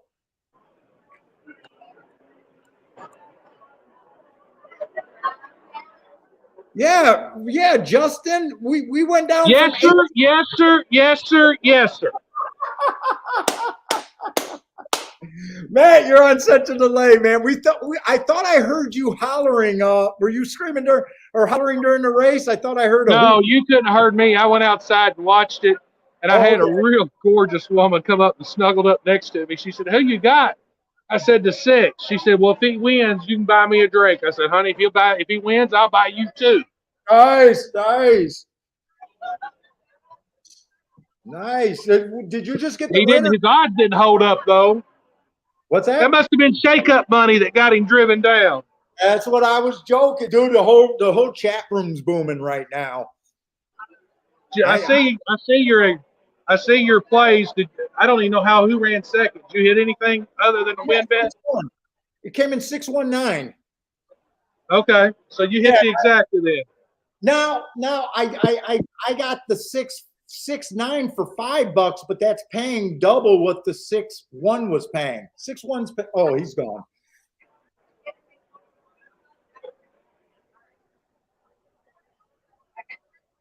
Did some people hit the try? Nice. Oh, Jabram, I'm sorry. He got a hey, what's up, Larry?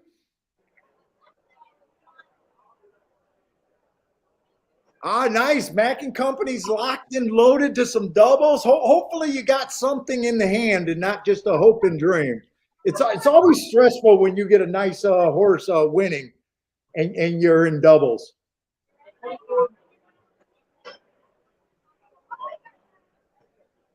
Mizzou Man says he's going to the bar now. I'm going to have to leave pretty soon. My wife was leaving work. I still got to shower for my appointment and everything. So I probably just got about, I don't know, 10 or so minutes, maybe 15 at the most. We'll see. Hey, Paul, I'm gonna pull a Paul and I'm gonna quit. I'll catch you tomorrow. If you do a show tomorrow, I'll be back up here tomorrow. I'll try to make sure I got my headpiece. Okay, I'm not doing a show tomorrow. Okay. All right. Well, we'll talk. I'll send you some marks tonight. Okay. All right. Thanks a lot, man. It was fun. It was definitely fun.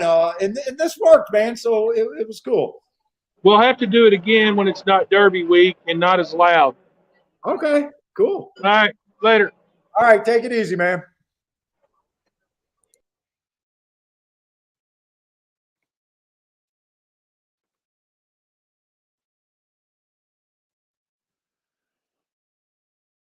Oh, that horse jumped off the page. I mean, he really did. You know what? It doesn't make sense for me to just stay on for another 10 minutes. My wife, she said she was leaving work at 4 o'clock. I still haven't brushed my teeth or took a shower this morning yet. So yeah, I'm a dirty pig. But anyways, guys, I'm gonna go. It was a fun show. It would have been a fun anyways. I hope you guys enjoyed talking about the Derby. I'm still gonna be. If I do a Thursday show, it might be a show like today where we just do a lot of extra bullshit talking.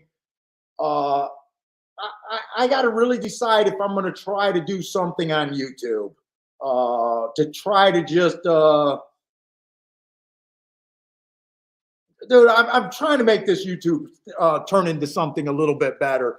But guys, if you guys are playing, good luck. I don't think I'm going to do a show tomorrow because the wife will be home, and I think the form comes out for the weekend. I still have not handicapped any of the weekend tracks that we're going to try to play other than Churchill Downs. So I got a lot of stuff to do. So if I do a stream tomorrow, I won't know about it. But anyways, guys, good luck. Good luck. If Grandma keeps her stream going, check out Grandma. I don't know if she's planning on it, but she's fun to be with. Good luck if you guys are playing tonight. Try to do an odds line, man. Don't let the Derby shit fool you. Don't let the hype fool you. It's just another fucking race. I'm hoping to be up a ton of money, and the Derby is a no.